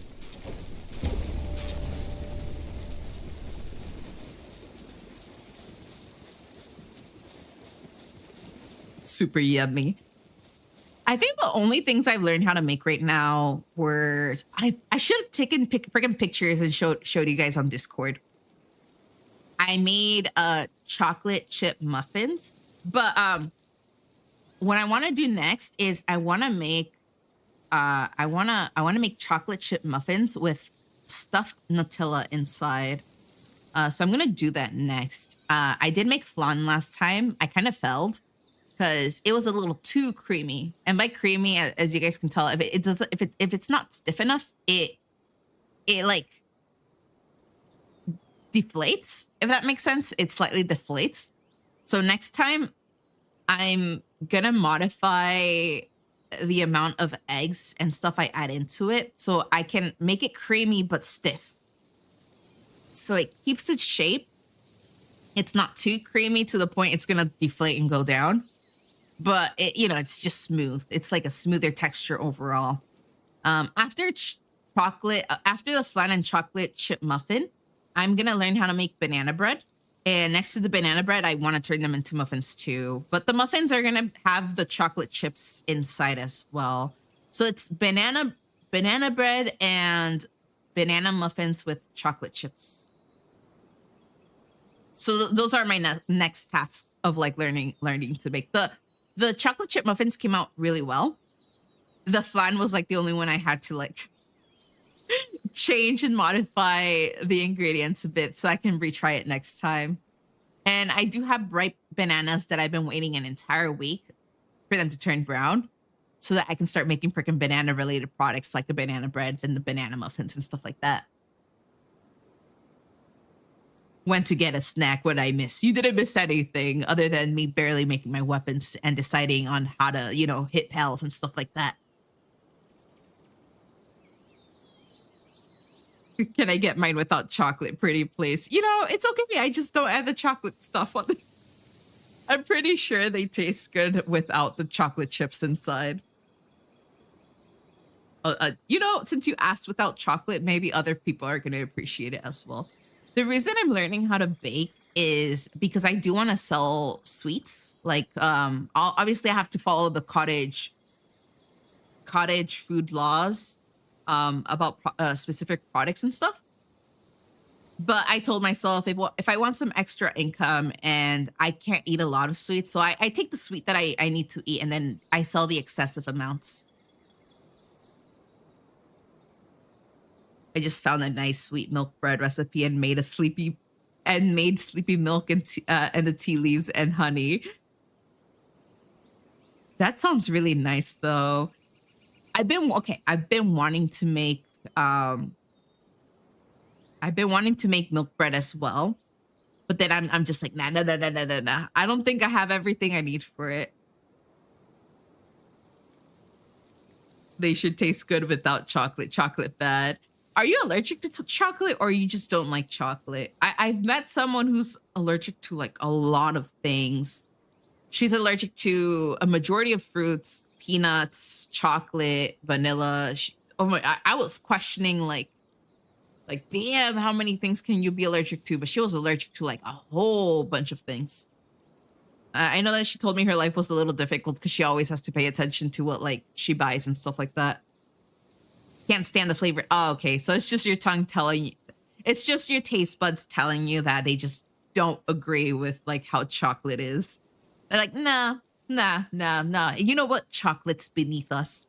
It doesn't taste good. It doesn't have that texture. It's just horrendous. Spits on the side. Yeah. I understand that a lot of people have like their own preferences for anything. And I guess you ended up with taste buds that just don't like chocolate whatsoever. I can't stand, okay.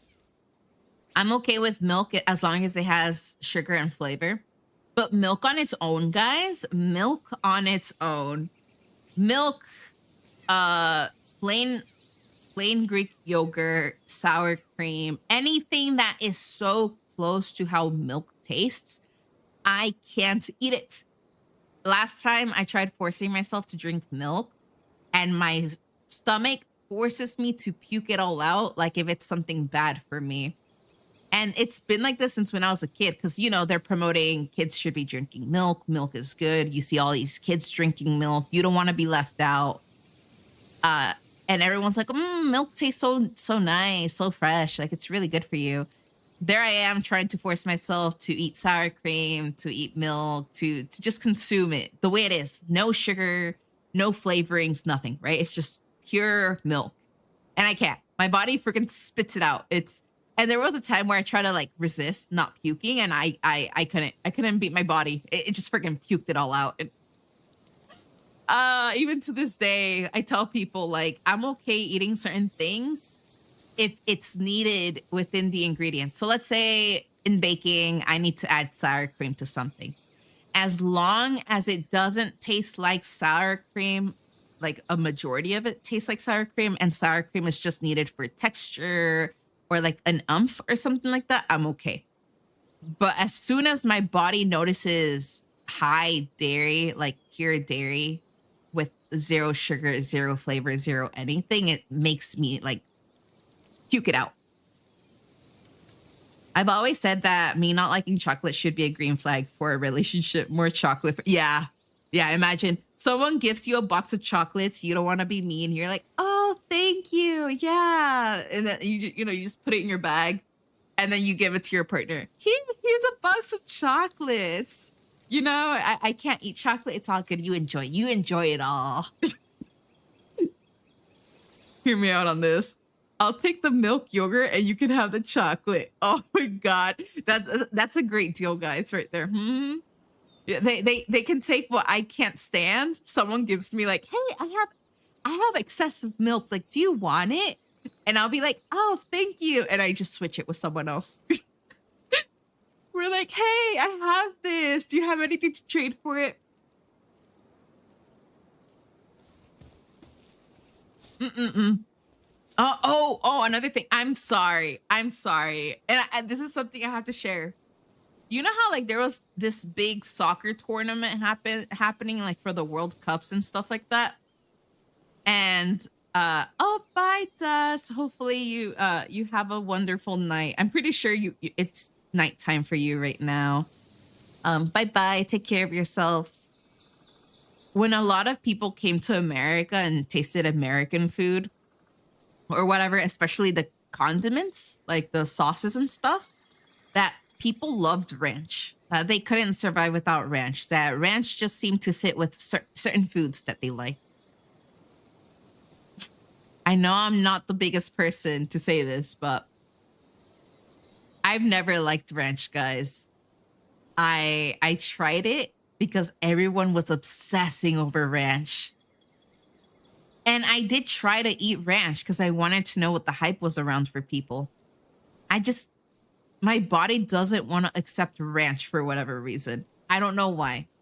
I understand that people love ranch and it's something I respect, but it's not for me. And when it was popping off that people were trying to smuggle ranch into their own home countries and stuff like that, I told myself, what's so special about freaking ranch? I understand the other sauces, but I don't understand ranch. It's just something I really had to bring.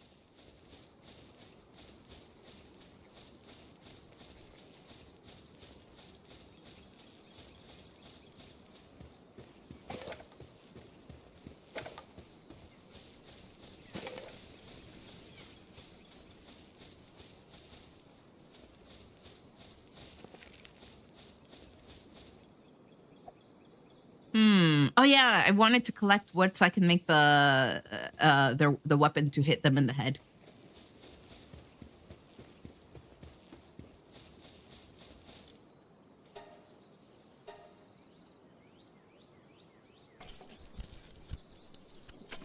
I have ever only loved ranch from one place, and I can't go there without hopping in the car for oh damn, a 4 hour drive just for ranch. That's a long drive.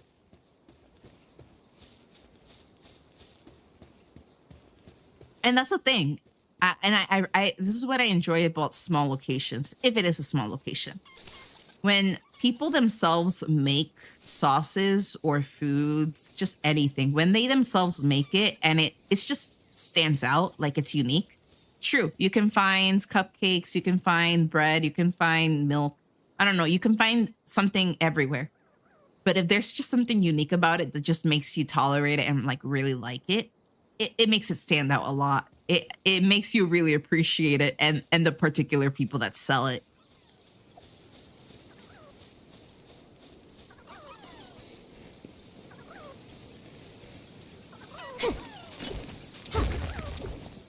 I'm gonna keep grabbing these blue things.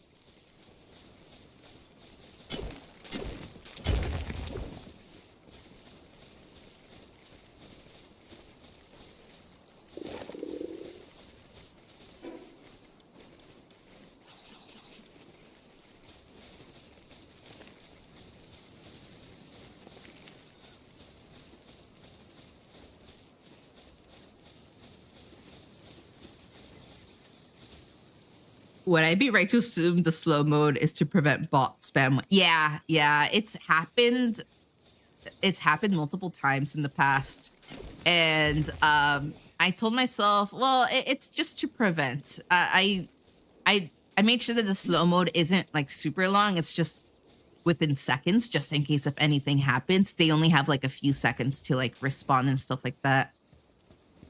Especially it would happen when a lot of people would like type at the same time, like a lot. And that's where obviously I've been known to take 5 years take 5 years to respond to 3 sentences. Obviously, I can get better at reading chat and playing games, but I think I need better glasses. I do need to go get the freaking eye doctor. I haven't gotten my eyes checked for like more than a year now. I need to see if I need new prescription or anything like that, or if my glasses are good the way they are.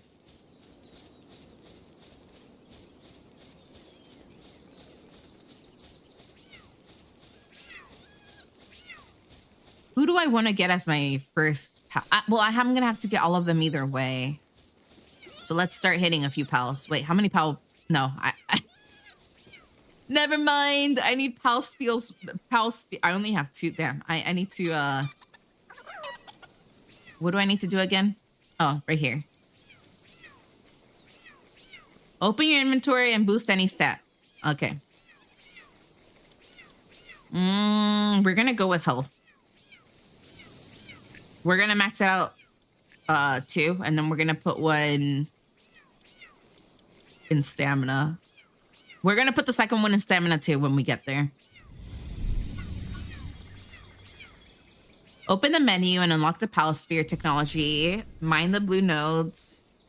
Produce a Palsphere from primitive workbench and attack a wild. Okay, so we're going to go ahead and do what it wants us to do before I start doing anything else. 1,000 out of 10 would recommend you to try it with their fried pickles. Okay. I'll try my best. Wait, there's fried pickles? I know you can fry things, but I don't think I've seen any place that sells fried pickles. From what I've known so far. I wouldn't mind eating fried pickles and then putting it on ranch and seeing if it just makes the taste blend better.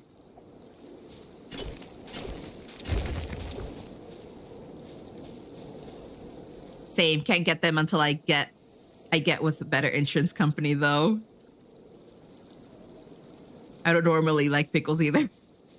Like I tell people, there's times I crave pickles and then other times I'm like, I'm not tasting it. You know, like it's not for me right now. It's weird. I only like certain foods when it's like that time of season, like that time of craving. And when it's not that time anymore, I just don't crave it.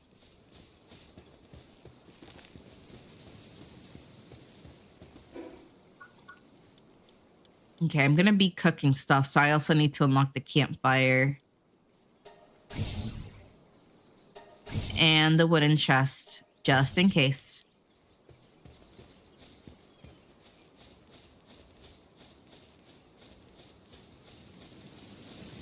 I'm slowly turning into a Smurf.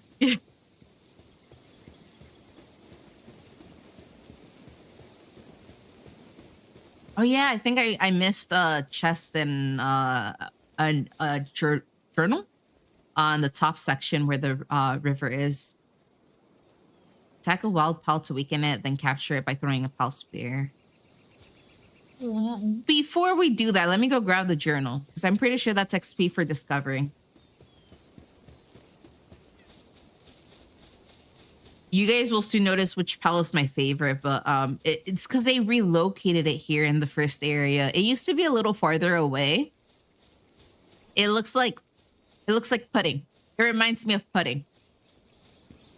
And I think that's the reason why I really love the pal, because it reminds me of food.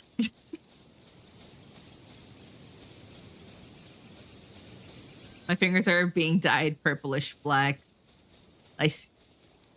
I was gonna say I see, and then I see a pal freaking sleeping, minding its own business. There's a high chance I'll be grabbing a lot of pals when they're asleep during nighttime. That's the perfect time to attack them so that they don't all attack you at the same time.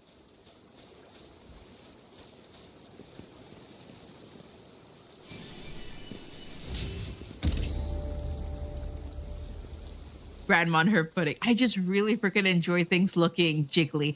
I like milk gelatin. I like the pudding. It's I like foods. I like certain desserts. There's other pals I really like from this area that just like really like grasp me. Like it holds on to me for me to like just keep them around. Even if they're completely useless, it doesn't matter.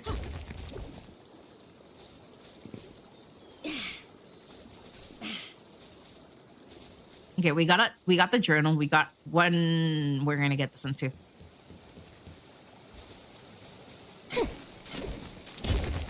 And then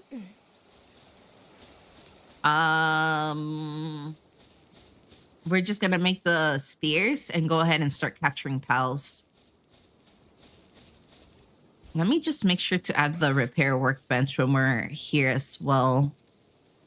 Do I have enough technology points? Yeah, we do. We're gonna grab that one.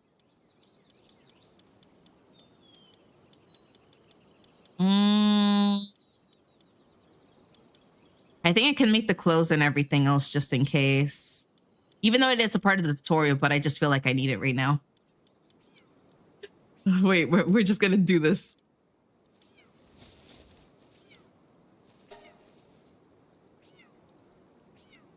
It's gonna take a while.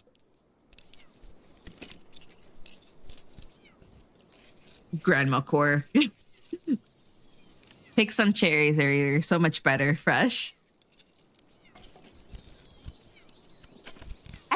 I've noticed that a lot of people are preferring to do things very organically. And I don't know if it's something with like big markets or something like that, where it's lacking something. The produce, the bread, everything seems to be unhealthy. It seems to come with a lot of health issues. It's just not good, or it just doesn't feel right. And then people are moving more towards owning chickens, owning ducks, planting a garden, picking up their favorite produce themselves, baking. Like they're moving more towards baking, cooking, just doing things themselves. It's more like, damn, it's getting expensive, or it's unhealthy, or it's missing something, it's lacking something. So they're just doing it themselves if they have the time. I think this is the reason why I started getting ducks and why I want to get like chickens next. So that it helps me with my cooking and baking whenever I do have time. Because the thing is, because I already have conditions and I have health issues, I've realized that a lot of things I eat is considered very unhealthy. It looks healthy on the surface, especially if it's a store product. You turn it around towards the ingredients section and it's filled with a lot of things that can be very unhealthy for your body, especially if your body's already having trouble being normal or like dealing with normal things. And that's why I've turned towards just trying my best to do things from home, and just growing stuff, farming stuff in a way. Back then I didn't think so much about farmers, and then now I'm like, damn, it's not so bad doing things on your own. It is a lot of work. It is very time consuming and a lot of work. But then I'm like, I feel like there's a lot of benefits knowing that things are actually coming from a place that's not being processed.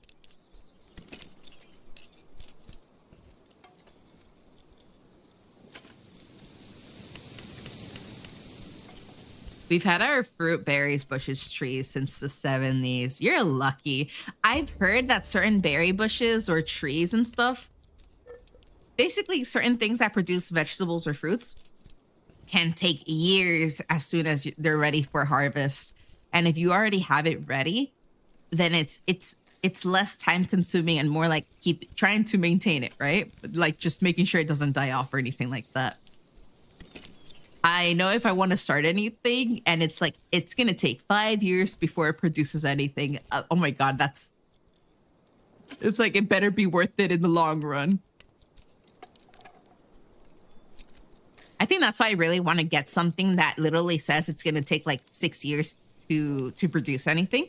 Because if I start right now, then I'm going to have something within 6 years instead of being like, I'm just going to wait until so-and-so. I don't know. It's like, it's not the right time. Let me just wait. And it's like, if I wait even more, it's going to take longer for any of those plants to produce anything. Wish we still had our apple, peach, pear, and apricot trees. Drunk guy slammed through them. Oh, damn. Yeah. Those all seem to be like very money conservative. Is that the correct way of saying it? Basically, it helps you save money because you just go out there, you pick what you need, you let nature do its thing, and you basically save on gas, money. You literally pick out the fruits that you want, and you just leave the ones that you don't think are good enough for you. I planted some pitaya seeds so that for that very reason. Wait, pitaya? I think it's papaya, right? Is pitaya a thing?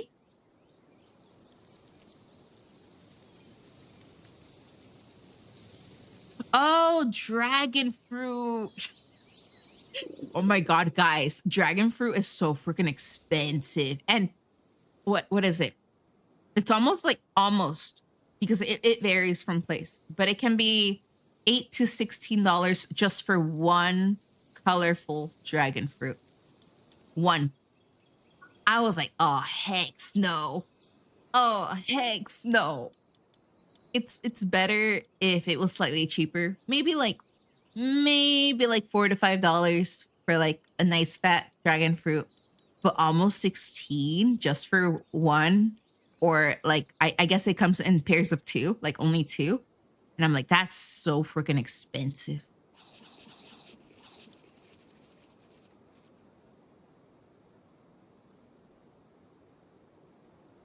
It's also my favorite fruit. They're at $4.99. Oh no, not for us. It's not even $4.99 each.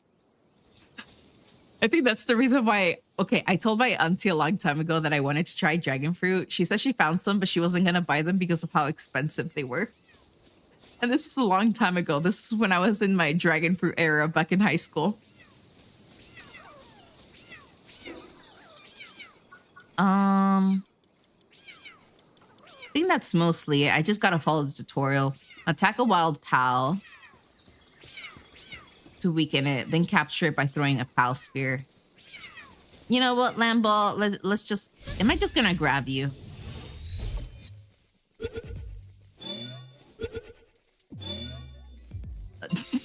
Power of... Nah, you're not good enough. You're not good enough. Unlock the pal box technology. Place the pal... No. It wasn't good enough.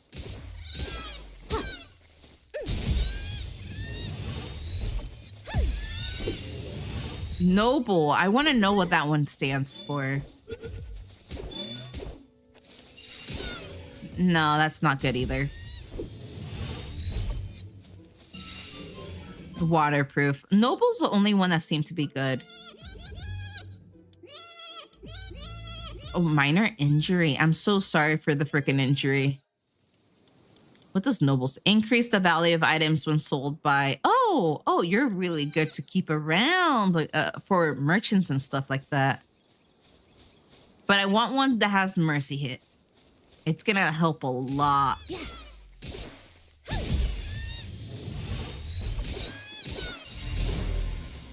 Logging 4-man.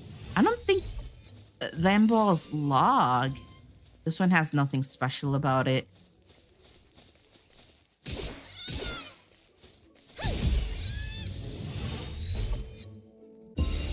Heavyweight, but I don't need it for that. What about you?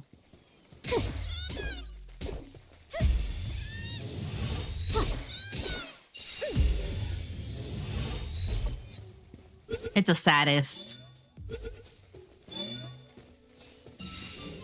So, just give me one with mercy. Maybe it's gonna be a chicken instead of a Lambo.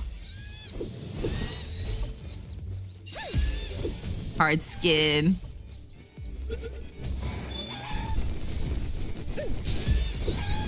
Damn, they're all attacking each other.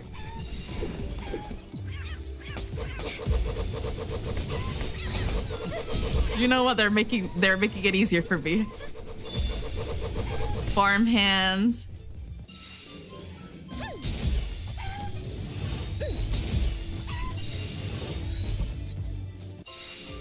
Maybe farmhand is gonna be worth. Nah, maybe not, because I don't think they plant anything.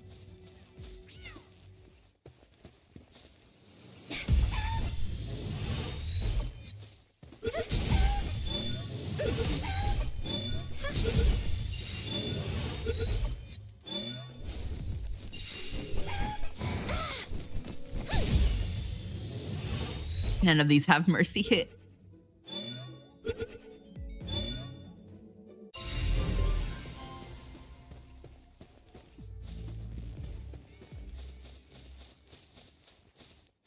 What about you?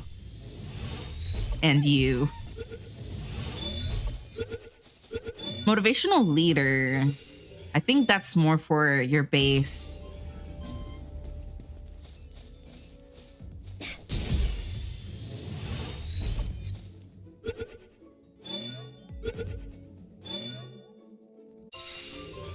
Shabby.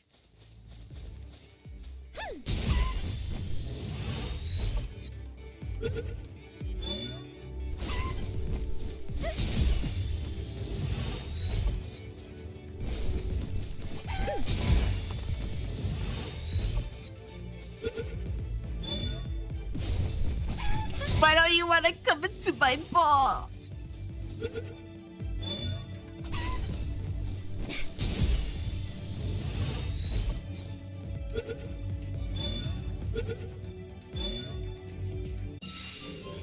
Damn.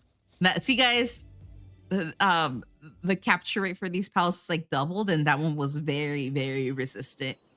I can't afford the 4.99 ones. It's still expensive. Okay, 4.99 will make sense for like 2 dragon fruits in a package, like in a bundle, because it's like $5 and something cents with taxes included, or like basically $6. But still, it's just so expensive. I think I still need to keep capturing Cativa. Whoops, I meant to capture the other one.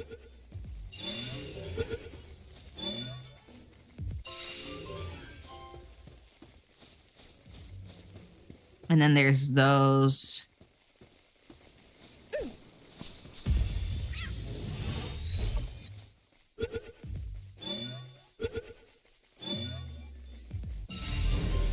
Work slave. I think work slave would be good enough to have in base.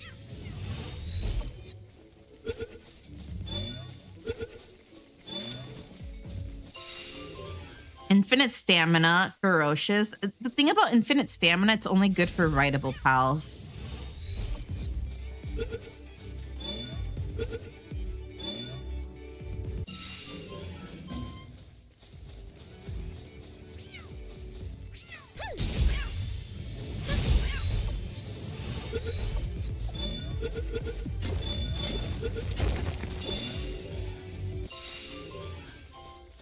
Guys, the ones you guys see with horrible traits, artisan.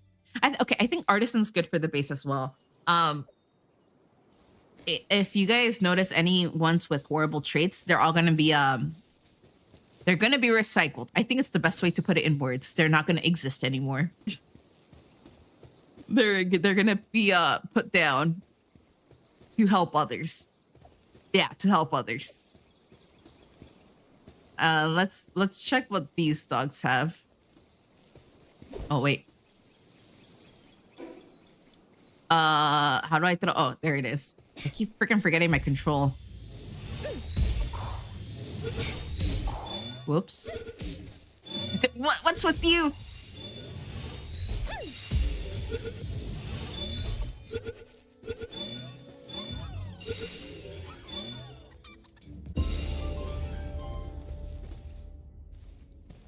I think it's gonna slowly show me what they're Burly body. Might be good for it. Farmhand. Heavyweight.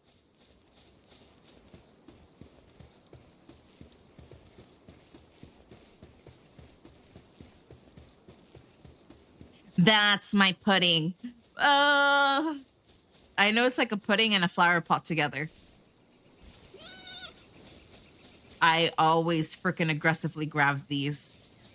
But like I said, it's because the weak ones are gonna feed the strong one. I also need to grab you guys.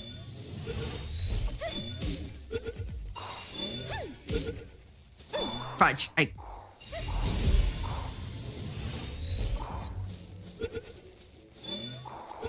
My puddings are running away.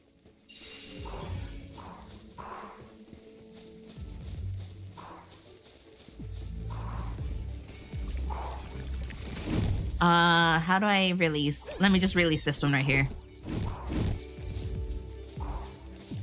Come on, give me XP.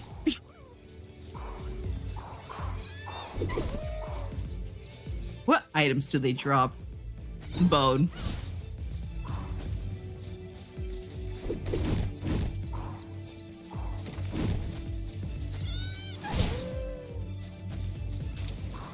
Bone. Okay, so these only drop bones, it seems. I know the lamb balls drop meat and wool. I think those things down there drop like seeds and like some other parts.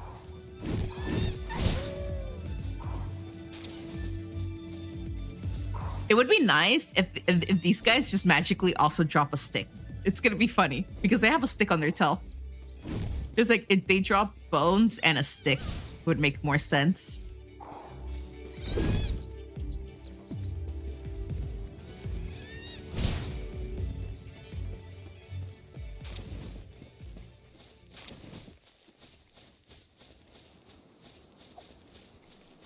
I need that elephant. I need that elephant. You are not gonna hurt that elephant.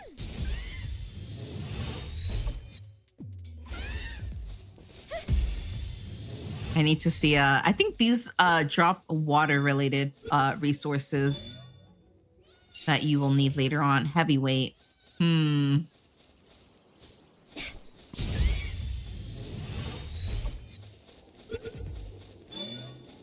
I like how he was just minding his own business and then here I am. Just, yeah, freaking enslaving it. Cold-blooded. Where's my I'm gonna need to prepare for my pudding. So let me just grab the correct pals I'm gonna leave at base so that they can start working on things while I'm gone. And then we can go ahead and just grab as many of the damn, I forgot his name. Many of the pudding pals, they're right over there, guys. See them? Those are my children over there. Those slimy little things. Gmas. Yes, that's what they're named. Oh, my beautiful children. See how adorable they look. Actually, I think I can show you guys based on the horrible one I have right now. Wait, no. I can show you guys right here. Let me just take these yellow things out of the way.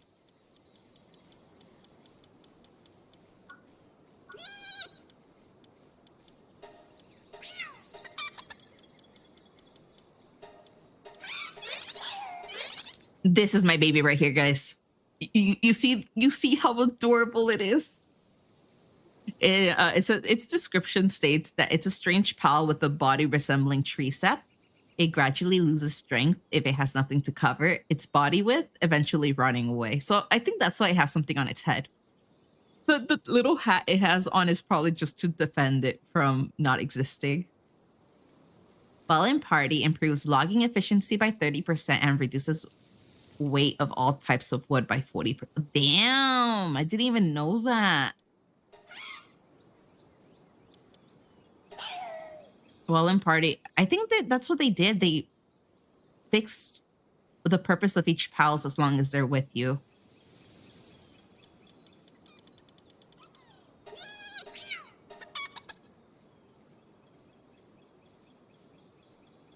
All salsa and chips. Oh, I was actually wondering because I thought they fixed the cooking animations, but no, every single type of food makes the exact same food animation, which is bacon and eggs. I was hoping that they would introduce new cooking animations. It doesn't have to be like bake or anything like that. But let's say if we're cooking, roasting berries, I thought we could roast berries on a stick or like in a pot. Same thing with things I want the food to match what we're making, if that makes sense. It doesn't have to be everything, but it kind of has to give you the idea of what it is. But no, they don't do that. It's always a little funny that I want to cook berries and I'm still making eggs with bacon.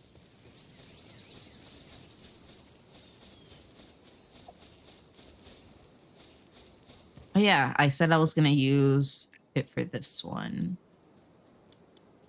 Do I want to increase my attack or do I just keep increasing health and stamina? I also want to increase my work speed. I know people say don't worry about it because your pals are gonna be doing it for you. Fudge. I'll just focus on these then, health and stamina for now, to increase it to whatever it is right now.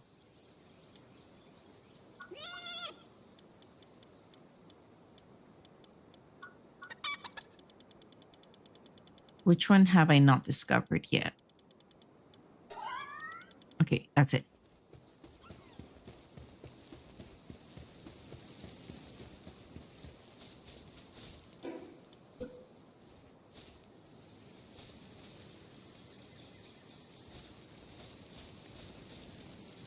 I'm just gonna leave it right there. Where have you been trying to cook berries at? It's a fireplace. I need to unlock the fireplace.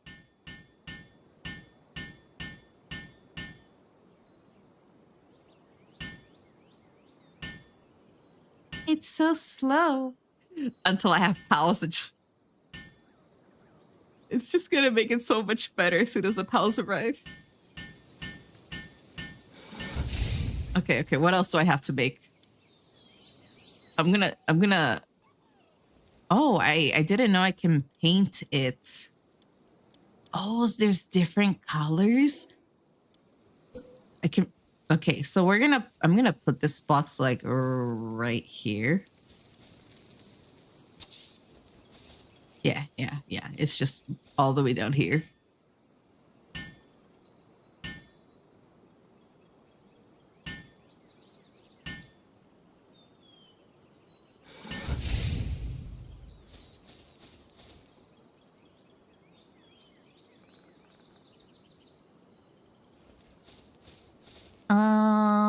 Oh, fudge. There. Let's make our food stuff right here. I don't want to put it near grass, even though realistically it can't do anything, but still.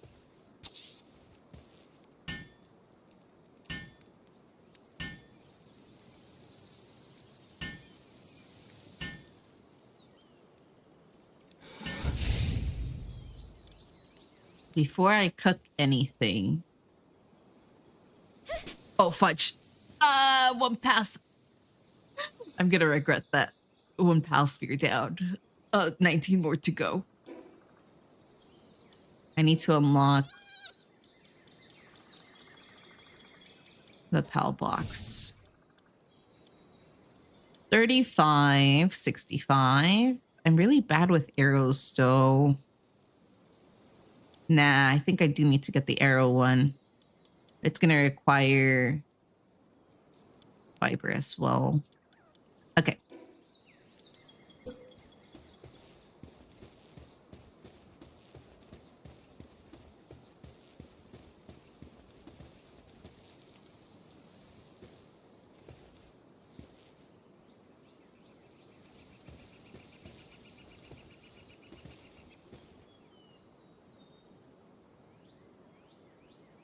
I don't know where to place this. I'm just gonna place it right there.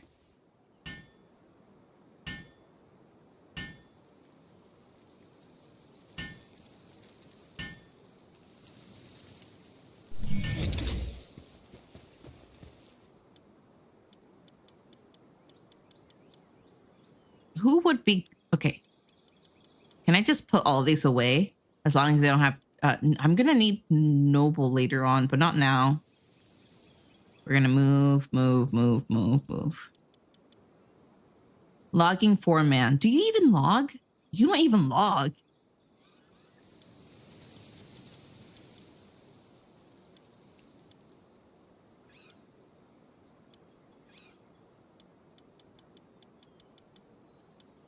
heavyweight, farmhand. What does farmhand? Farming work suitability +1. Do you do farming? You don't do farming. You do gathering. Yeah, no, you have nothing for farming. Burly body. Defense +20%, immune to flinch. Artisan. Work speed fit. Yes, I need you. I need you. You're in. You're in base. You're in base.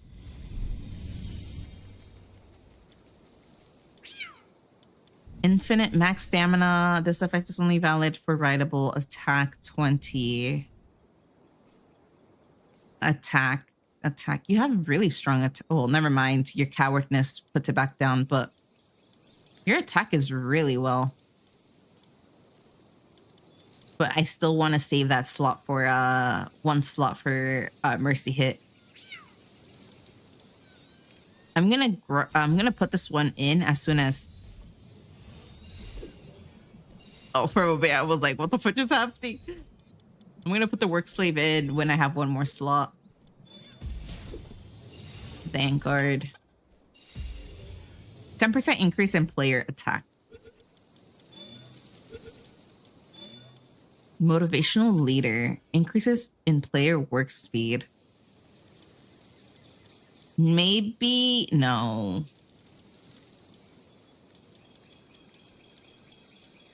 Clumsy coward. You don't farm. Yeah, you don't farm.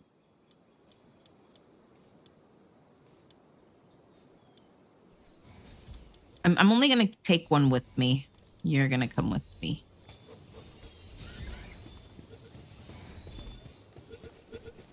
Let's go get more let's go get more of my pudding.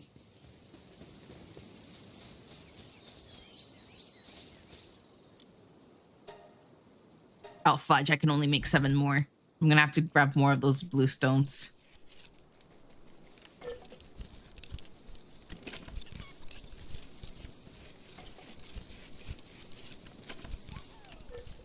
You know, making him have artisan really works out. It really works out.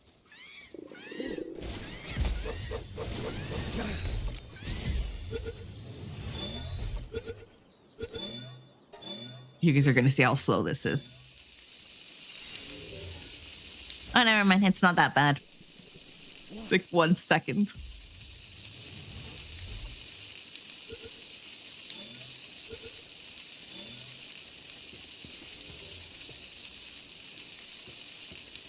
This is what I mean. You guys see that? I think it's... Are those 3 carrot pieces? That's a chicken leg, fried egg, and I don't know what those 3 little pieces are. I don't know if those are carrots. I'm doing baked berries, guys, and I don't know what that is.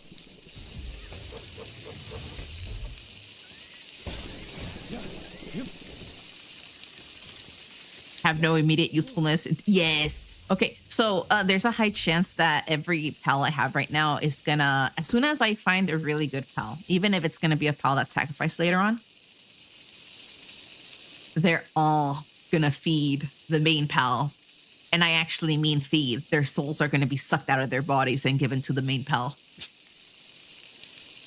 That way the main pal becomes even stronger, absorbing the body parts and souls of all of its comrades.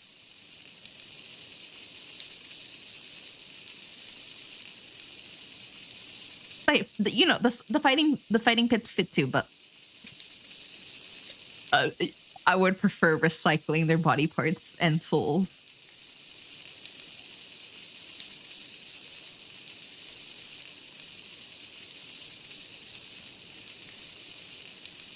I still need to find the pal with mercy hit. For those of you wondering what mercy hit is, it's they down their health all the way down to 1 HP, but they can't kill it. And I feel like that's a really useful skill. So that way I let them do all the fighting, even if they're overpowered. And the mercy hit skill that they have on won't allow them to kill the pal that I told them to attack. That means every single pal that they attack is only going to have 1 HP left, and that's it. And then it's going to make it a lot quicker for me to just capture all of them.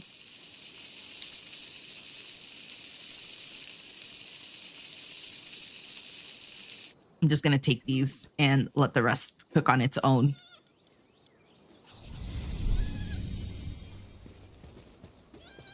Unlock the cloth outfit technology to craft it at the primitive workbench and equip it. I don't think I have cloth. Do I have cloth? Oh, wait, I need to freaking unlock it.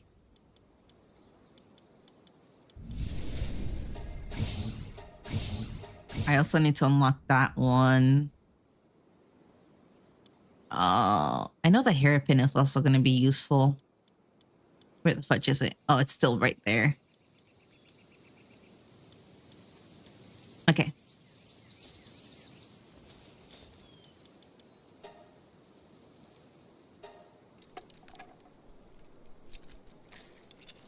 Come on. Yep, every time Kadava arrives, it makes my work process quicker, way quicker than just me being alone. Oh, fudge, I need to give it a bed and food. See how such a bad master I am? I keep forgetting that pals need a place to get their food and a place to rest. And here I am, like, focused all on myself and not giving it its personal needs so it stays happy. Right now, its sanity is 85, but I know it's going to drop as soon as I don't give it what it needs. It's even giving me a warning on the top right.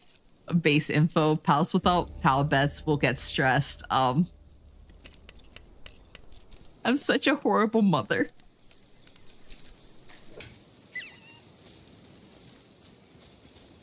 Let me build their bed next to where do I put it next to the fire? No, they're probably gonna burn. And the thing is, it's not a permanent base. I just need them to work here until I grab what I need. Okay, their feed box, their straw pal bed. I need more wood. I just need wood. Let me go hit a tree.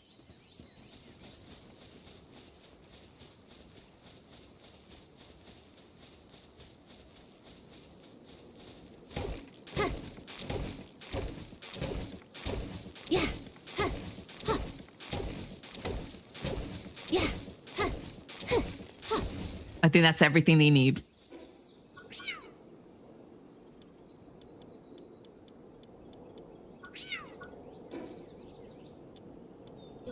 The thing is, I don't have food ready for them.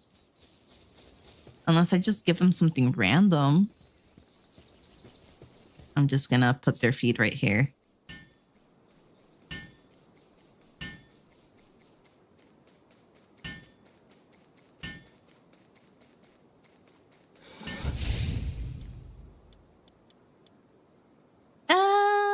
I can share some of my berries.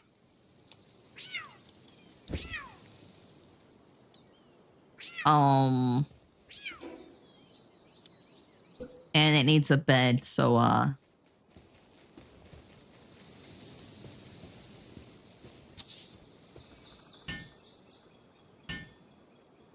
it's such a horrible little damn, that's a big house. And then there's me with my outside natureness, guys. I love sleeping under the sun and stars. You know, I like all the bugs biting my skin and not having a roof over my head. On a short break. Who told you can go on the break? I need you right now. Pal box. We can upgrade this right now.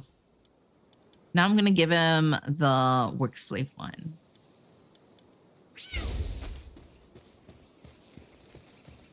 Now both of you guys can work together.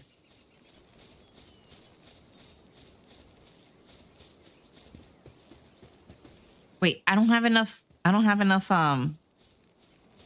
pal spheres, but okay, fine. I'll still go and see if I can capture a perfect amount of my puddings.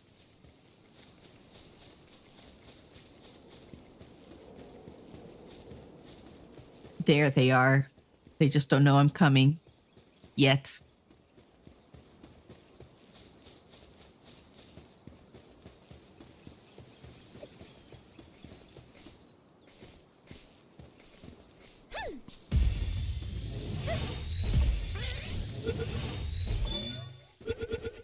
Come here, babies. No!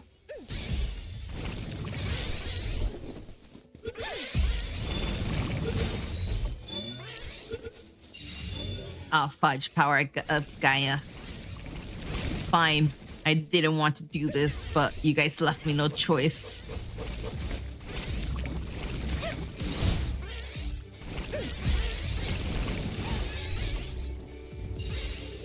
Oh, nah, I don't think it does any locking.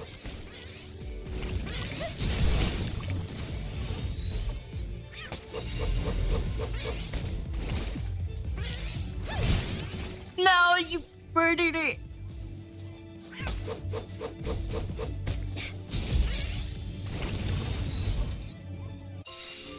Oh, fudge, that was a pacifist. I literally attacked the pacifist, guys. There's more over there. It's okay.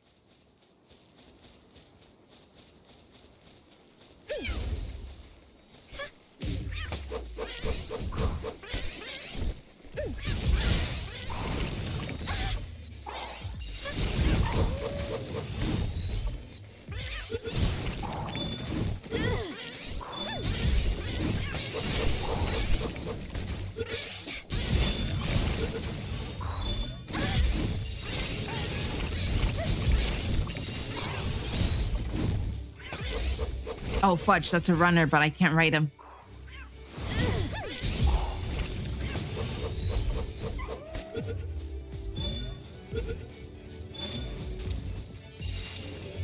No, that's another pacifist.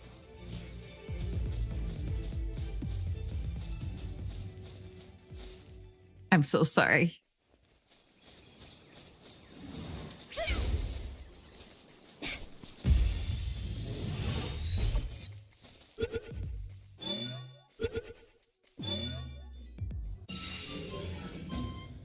What's with me not grabbing one with a good skill? You know what? I'm just gonna grab. Never mind.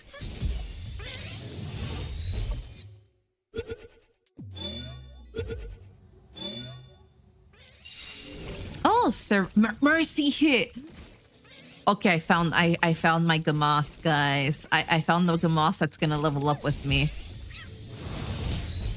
I don't know what Serenity is, but I got the one with Mercy hit.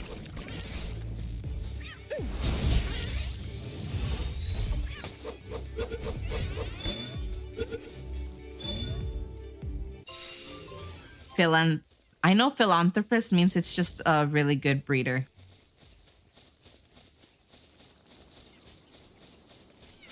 We're gonna go ahead and grab more of the blue stones.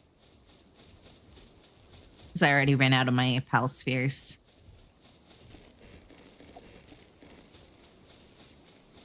I think I also need to grab more berries. Before I start attacking pals to level up the current pals in my party, we're gonna go ahead and replace the current pals that took over our party for something else. For the pals actually are worth it.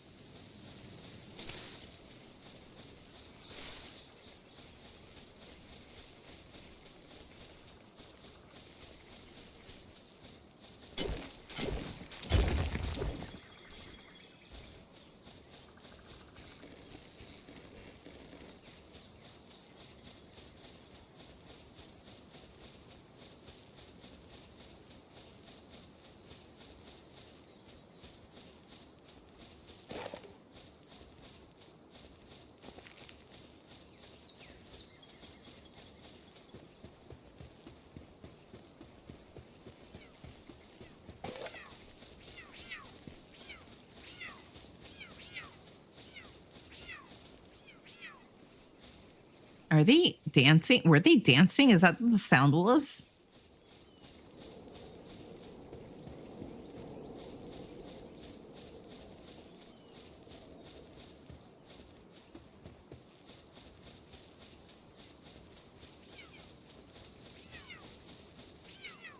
Oh yeah, it's them exercising that makes that sound.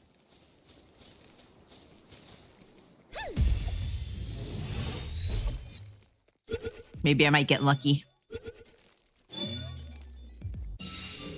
Ah, fudge. It's a pyromaniac. It doesn't have good skills.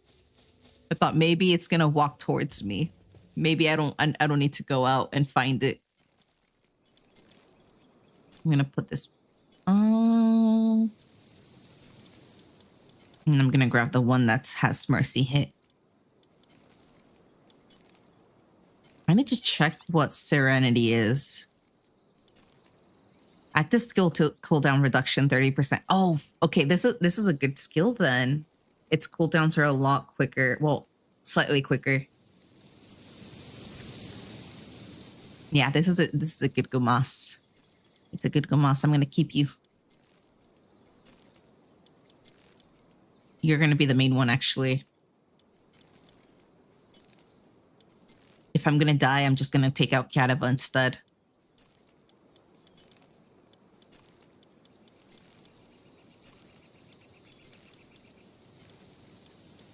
I think I should still have Lamball with me just in case I do go somewhere where I'm gonna need it. And it's strong enough to defend me. So it's gonna be right there.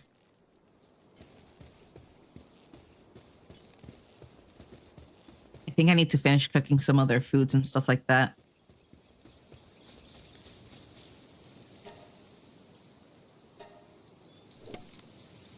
They can work on it.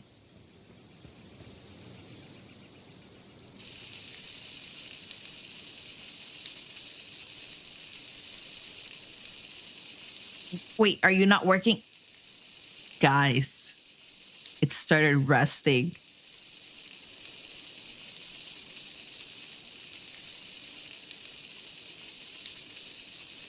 How is it going to abandon me like that?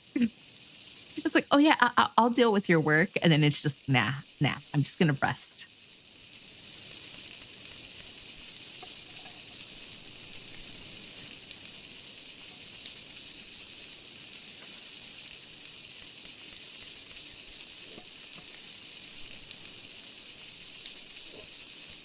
It would have been funnier if the piece of meat was actually bigger to represent that we're eating owls. It's just one chunky piece of chicken.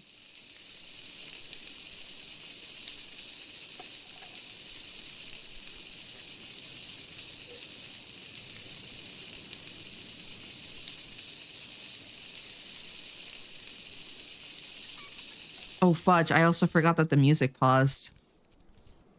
A long time ago. Yes, I'm still here. Oh, fudge, I'm burning. I'm burning. Okay. I'm gonna eat some. I'm gonna give some to them as well.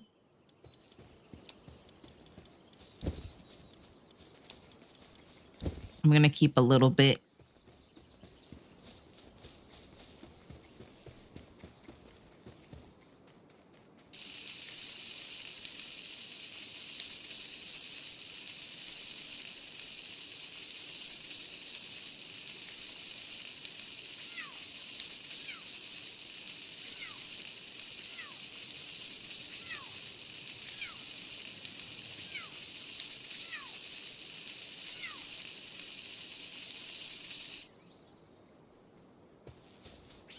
I'm gonna grab these ones, even though that's still not enough.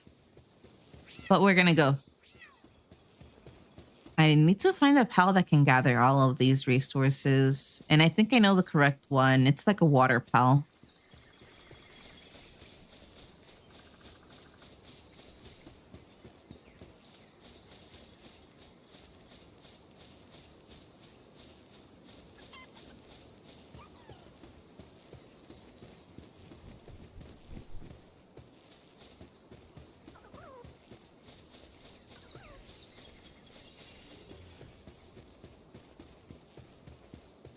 I'm gonna grab the portal that's down here before I start grabbing the rest of the other pals.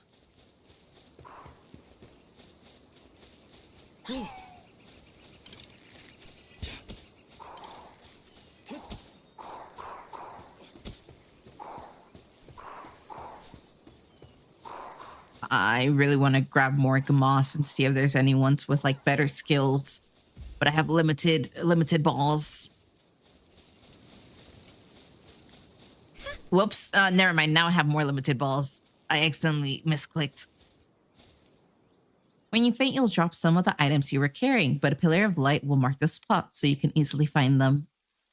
You can pick up your items by touching any part of the pillar. If you use a flying pal to reach it from above, you can safely retrieve them. Keep that in mind. We unlocked that one. There's a chest right here.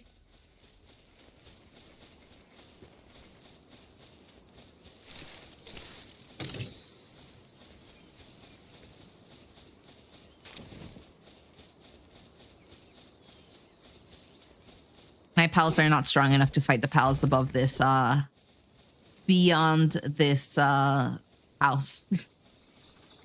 The pals on the other side are just around level 6 and above, I believe. Like 5 is their lowest. And if I go past this, my current level 5 Gamos is gonna die, so it's best if I still stick around until Gamos himself is like level 8. I'm just gonna talk to this guy. You're a new face. Don't tell me. An outsider? Not that it matters to me. Now that you're on this island, why not try and catch some pals? You can get extra XP for capturing up to 5 of the same kind. You know what they say, pal tamers get stronger the more pals they capture. Here, take this. I've got high hopes for you. I think she's gonna give us a quest. Oh, are you an adventurer? Perfect timing. Can you deliver this special dish to the settlement nearby for me? If it's a super dependable looking one, you'll recognize him right away. What?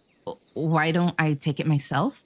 Well, it's just that the dish smells so good that the pals keep swarming me and I can't get anywhere near the place. So please, I'm counting on you. Just make sure the pals don't eat it on the way. Go to the entrance of the nearby settlement and find someone who looks like they know what they're doing. Please make sure it gets delivered all right. And once you're done, I'll be waiting right here with a thank you gift. Yeah, I'm not going to go beyond this place. I'm going to grab my blue spheres. Oh, there's a lot of them on the beach side. I think I should try to like swim towards them.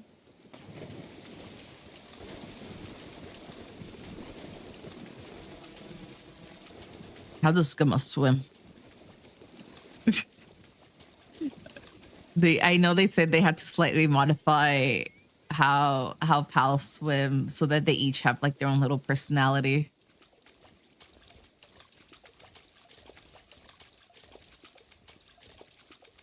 Oh, there's pinglets here. Ah, fudge, don't run away from me. Ah, they freaking ran away from me.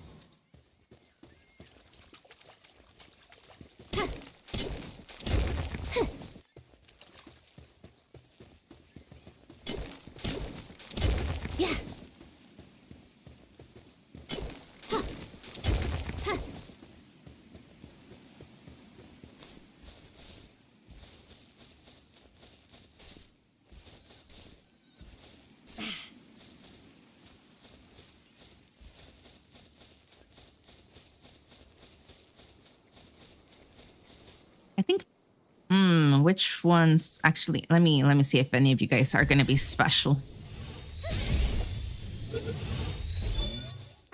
Ah, fudge. You know what? I don't have enough pal spheres. Just attack each other already.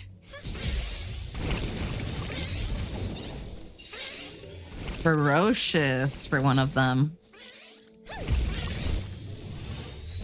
Go ahead, Gummus. Attack everyone. you're gonna be aggressive. Attack everything on sight.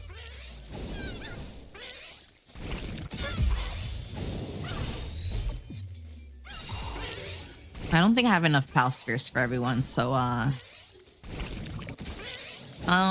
think I need to change you. You can go ahead and attack them for XP. I'm gonna be here watching.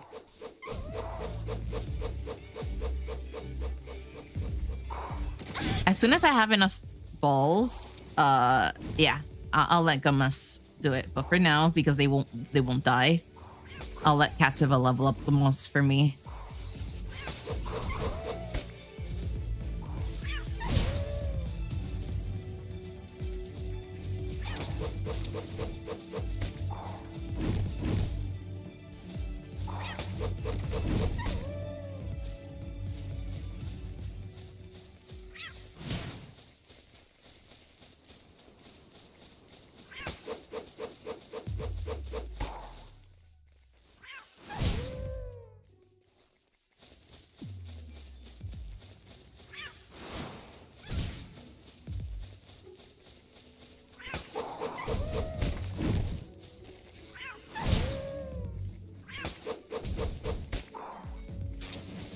Oh yeah, freaking blue stones. I need to go keep searching for those.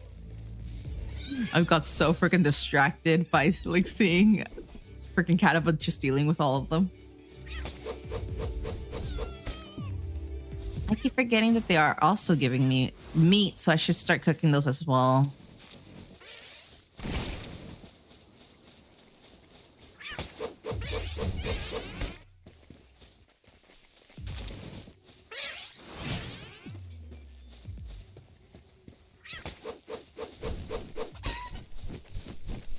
Oh, there's one right there.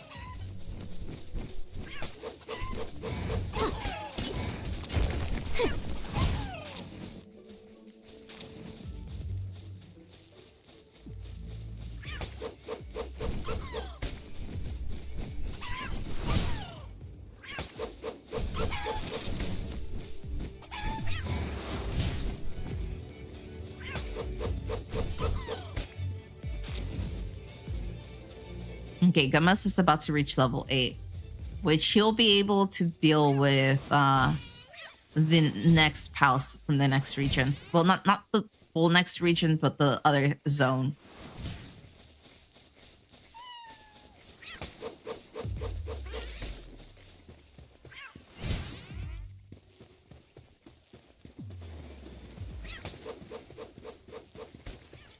As they're attacking everyone, I'm gonna go ahead and start cooking stuff.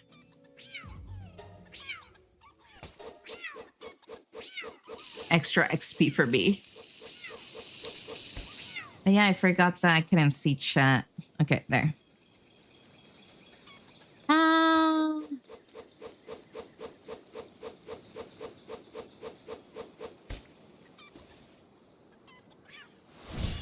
That way they do their thing, trying to attack anything that comes near the base.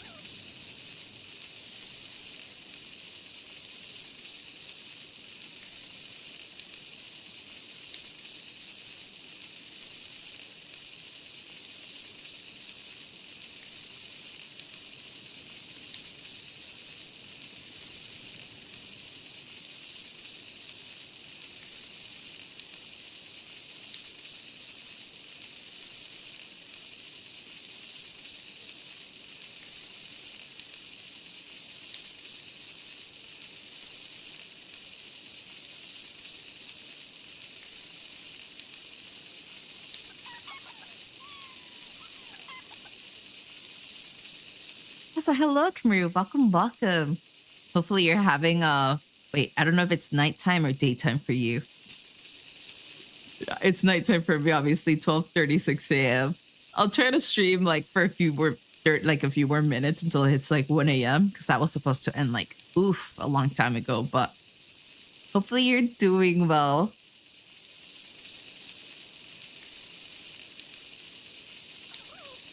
have to wake up early, guys, to like feed the ducklings.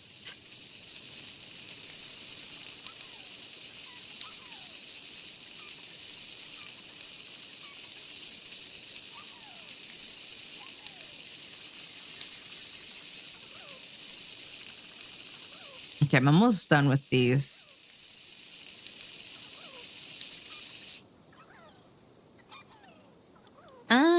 I do have enough resources for the rest, but I want to get a fire pal so it deals with most of them.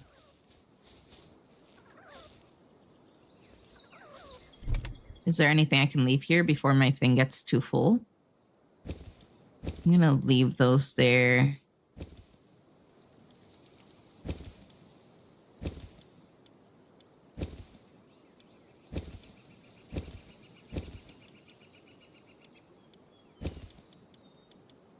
Oh, fudge. I can't add any more.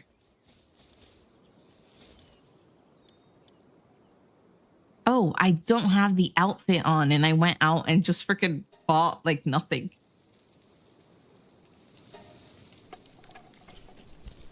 Here I am still being freaking naked, fighting all my pals. It's 9:36 in the morning. I'd usually be at work at this time, but I got a free day today. Oh, that's good that you got a free day. And since it's 9:36, that means you're in a completely different time zone. How are you? I'm doing well. I'm trying to manage my streams as I'm trying to take care of my ducklings and my energy levels and everything. You guys know me. If I barely have enough energy for myself, but this is the reason I got the ducklings. They're like my emotional support animals are going to give me eggs later in the future. Yep. Right now they're, I think, 5 weeks old. I'm just waiting for them to like start having their feathers out right now. I go check on them whenever I can because they're like my pure responsibility. And so far I've been doing well.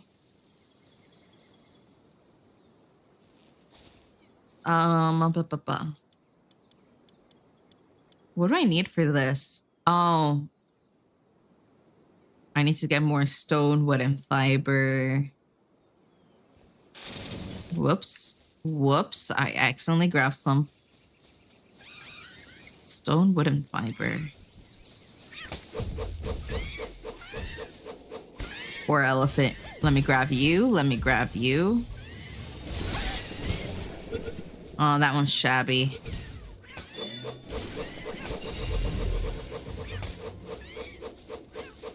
Oh, that's a wellness watcher. I need to check what that means, though. Very cute. Love ducks. I think that's the reason. I did have chicks, but a neighbor's dog came and ate them when I had my first 3 ducks. Obviously, that put me in a very difficult situation. I think it was like 3 weeks ago. Obviously I got really depressed and I needed time. I couldn't stream because I was trying to like deal with everything for that week, and obviously I was very drained the following week afterwards. That's why I relocated the ducks somewhere where I can get there within like 20 minutes. That they're really away from the freaking neighbor's dog. Like others know on this chat, because I've been trying to keep people updated. When I went to confront the lady to let her know what her dog did, because the dog was unsupervised, it didn't have a leash, it was within city limits, and it's in a neighborhood full of houses, full of 2-story, 1-story houses. So it's like one of those nice neighborhoods in a way. And obviously she broke three laws. Killing someone else's poultry is against Washington state law. So obviously murdering or butchering livestock or poultry that isn't yours is against law. Having your dog not being on a leash, especially supervised within city limits, is against the law too. And obviously damaging other people's property, which is what her dog did, because the chickens weren't considered like pets or anything, but the thing is they consider all livestock property. And same thing, you're damaging some other person's property within their house territory, right? So it's obviously I told her what her dog did, and she had this personality that it's my fault. She literally told me that why am I leaving my birds outside? Mind you, these birds were not in the front section of the house where the dogs can see them. They were in my backyard facing my back door, and the backyard is fully fenced off. The only entrance that exists towards the backyard is towards the sides of the house, but you still need to invade the house property. Like you need to walk like deep into the house property to reach that section. And you can tell that the dogs are also entering the part of the property where it's fenced off in the front section.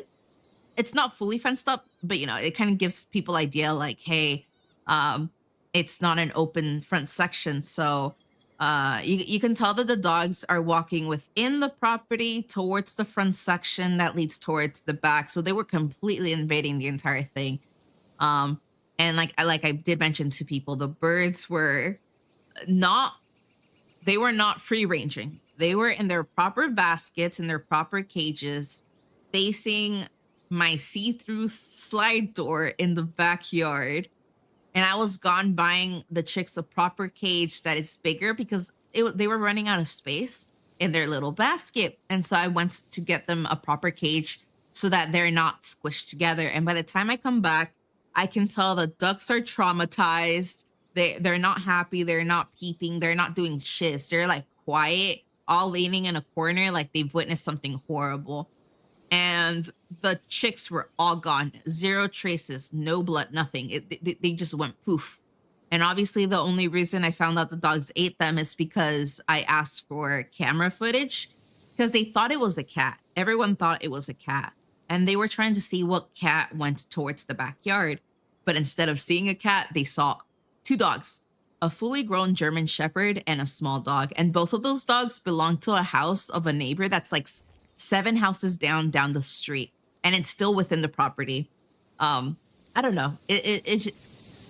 I try to explain it, especially to my therapist, because I had a therapy appointment and he does the same thing, telling me, hey, how have you been? Has there been anything new? So like basically, what's up? Have you had any situations? I obviously explained the situation with the birds, and I did break down. And the therapist did agree that the neighbor has this personality where they just don't hold onto any accountability or responsibility. Basically, how it's outside their social cues because you can tell that they're completely spoiled, that they don't care about other people's situations or overall how they kind of have like this spoiled mentality, almost self-centered. And I did agree because I can tell him based on her tone, based on everything, you can kind of tell that she's going to be a very difficult person to deal with because of how she connects with others.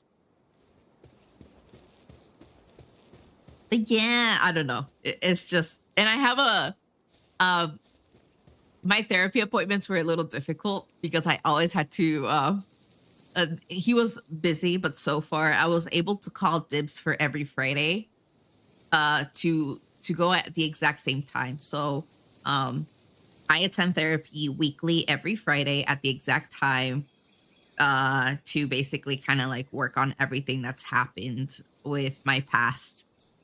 They have confirmed that I have PTSD and that my situation is like super complex.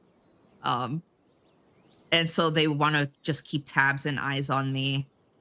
They have amplified my medications.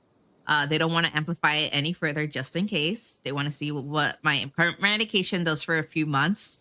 But so far, it's just the way my therapist likes to describe it. He wants me to find my individuality because based on what he's noticed is my independence as a person has been completely removed because of how I was raised. And it's something that he just wants to work towards me or kind of like earning back. because I just don't know how not to people please, how not to prioritize myself. Basically, I need to learn how to love myself, prioritize myself, let myself rest instead of people pleasing, always doing what other people want, so on and so forth. Stuff like that. It's things that he's noticing. Obviously, he says that he's not going to know the full thing until like he learns more about things I share and open up and overall just stay there a lot longer so that they can better understand everything.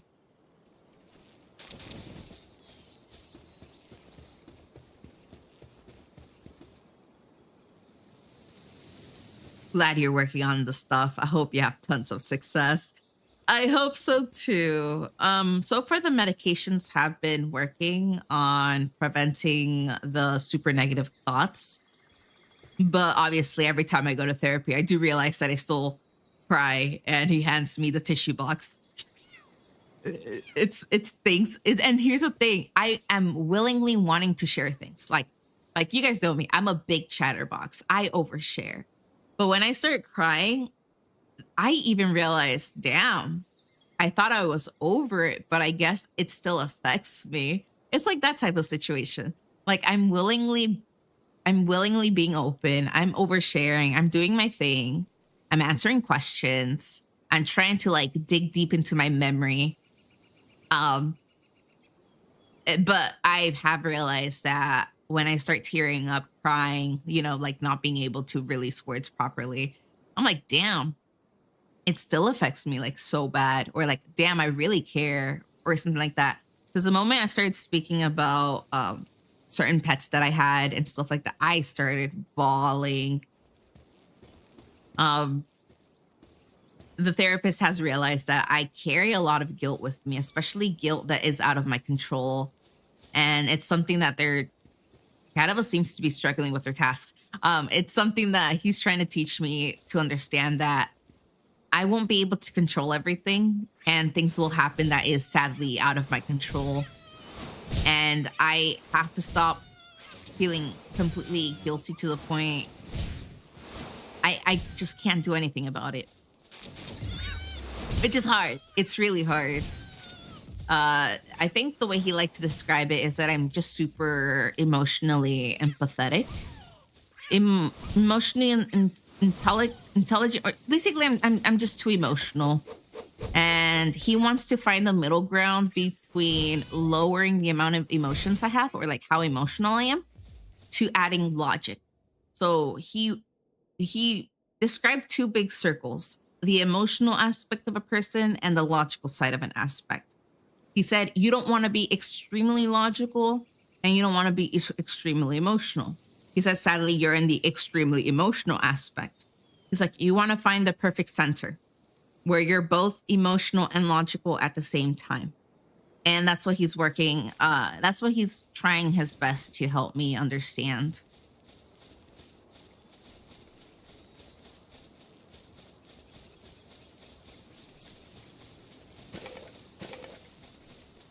Now do the same to equip a common shield. Don't I already have the, oh, never mind. I don't have the shield.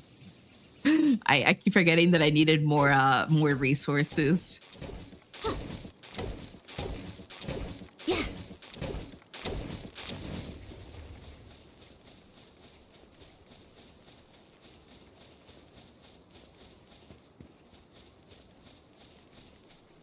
I had to drink water.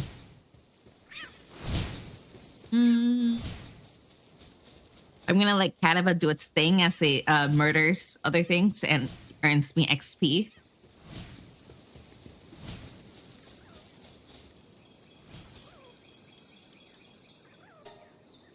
I need to make this one.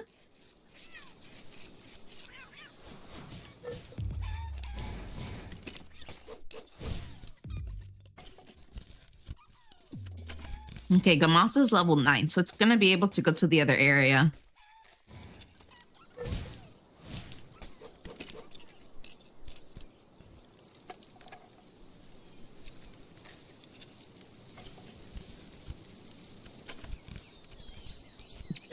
You died? Okay. Okay, the good thing though is that the XP is still doubled. May I ask what murdered you? May I ask what murdered you? Because I believe I'm gonna end stream like in 9 more minutes, and I'm like, damn.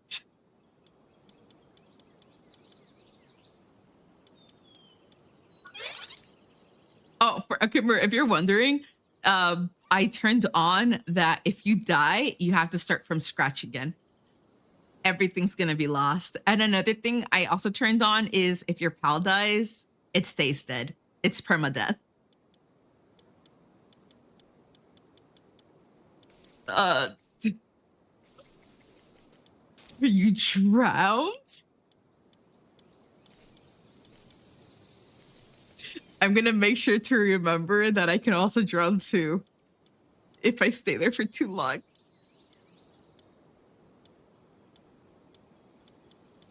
What was I gonna do again? I don't remember. Oh yeah. I'm carrying that one. Oh yeah, I was gonna do this thing right here. What else? I need leather. I think some pals release it somewhere else.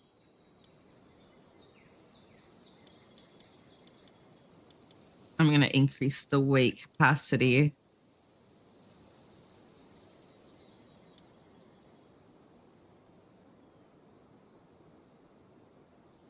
Rip playing hardcore. Yep. I also made sure that it's maxed out on how many pals also are summoned in this world. Very long days, very long nights too. Let's see what else I modified. Yeah, the only thing I was nice enough on is just double the XP and increase capture rate. That's it.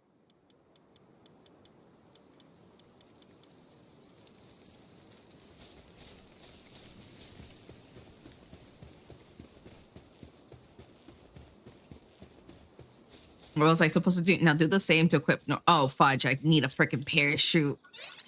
I didn't know I need a parachute. Let me go do the parachute for that XP.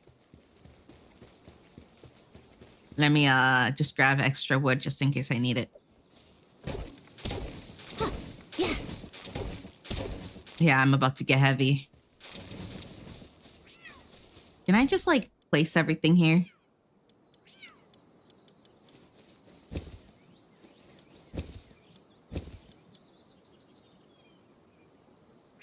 I don't know what else I have here.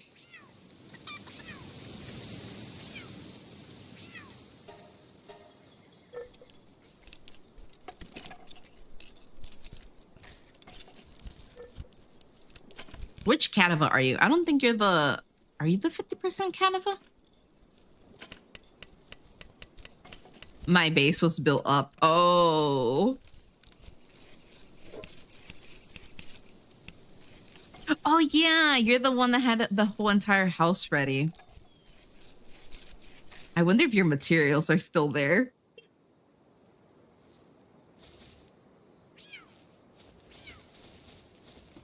I need to equip parachute.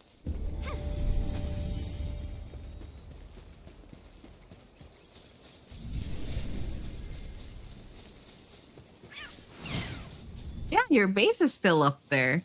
So I think the only con is that you're gonna have to redo all of the tutorial if you ever spawn again. Other than that, everything should still be there, except anything that was on your body. I don't think your pals and anything that was on you is still gonna exist.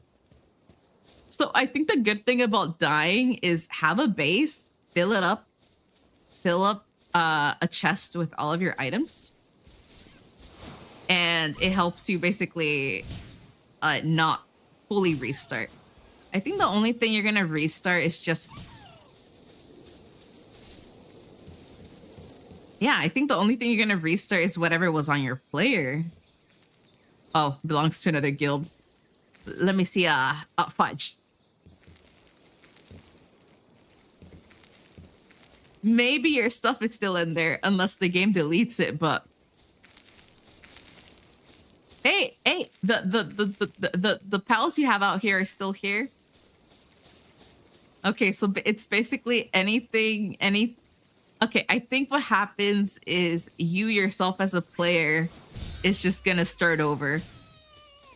Anything that you have on you, any pals that's in your party, including your level. So I think you suffer all the consequences while everything that's in your base still stays there.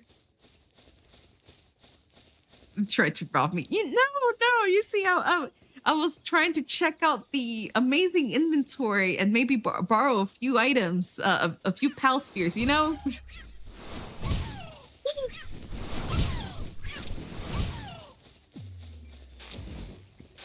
The thing is, your chest is highly locked. It's like level 1000. It's about to reach level 10. I'll just let Kadava do its thing.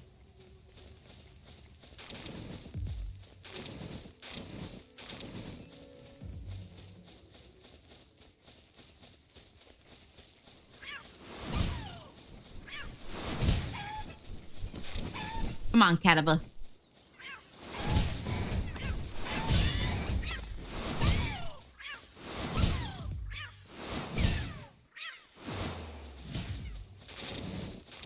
I think that's enough violence for today. It's already 12:58, so I'm gonna make sure to just stick around somewhere so that the game autosaves. I should probably start building a few things before I play on my own time, or if we can just continue streaming this. Again, I will post a code to this if anybody just wants to join whenever I'm offline, like not playing live stream.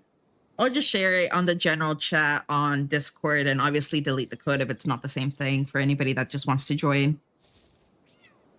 For the day, obviously. I will make sure to tell you guys when I'm about to log off so that you guys can save anything.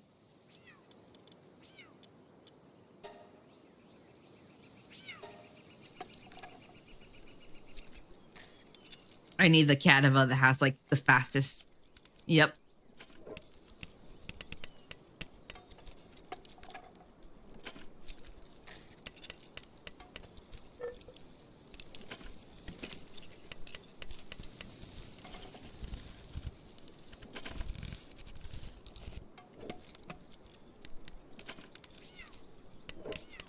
Maybe I'm gonna finish the pal spheres by the time it hits like 1 a.m.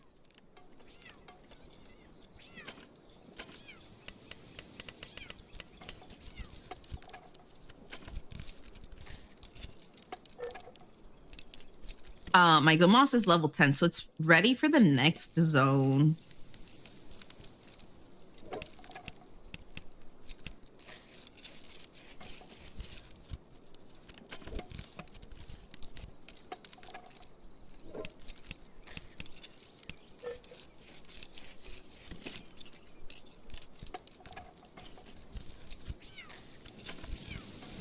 Can't believe how I got killed. All of that just for getting drowned. In all honesty, I thought you tried to like attack Chillet or something like that. I thought you were trying your luck with Chillet or something. Maybe gathering a specific pal.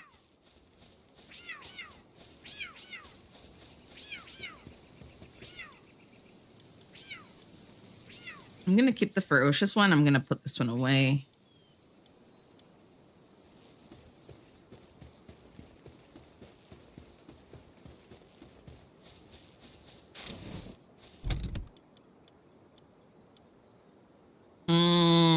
Putting this there.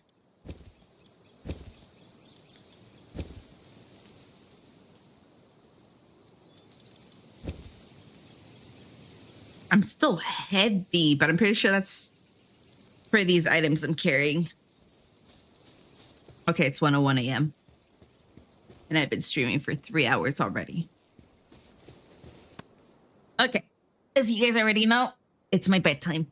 So for those watching and still being here, thank you again. Thank you for all the support. Thank you for all the lurks. Thank you for being here with me for this day. I was planning to play a horror game, but I really felt like playing Palworld. I was just really holding it off until I can go live. So again, Thank you, everybody. Bye bye. I'm not gonna rate anyone for today, um, because I just feel like literally going to sleep. Thanks for the stream. It was nice to see you again. Yeah, it was nice to see you too, Kiru. Thank you again, everybody. Bye bye. Sleep well, or have a nice, wonderful day if it's daytime for you guys. Make sure to stay safe, stay hydrated, and just take care of yourselves. Let me just click on the end stream now, guys.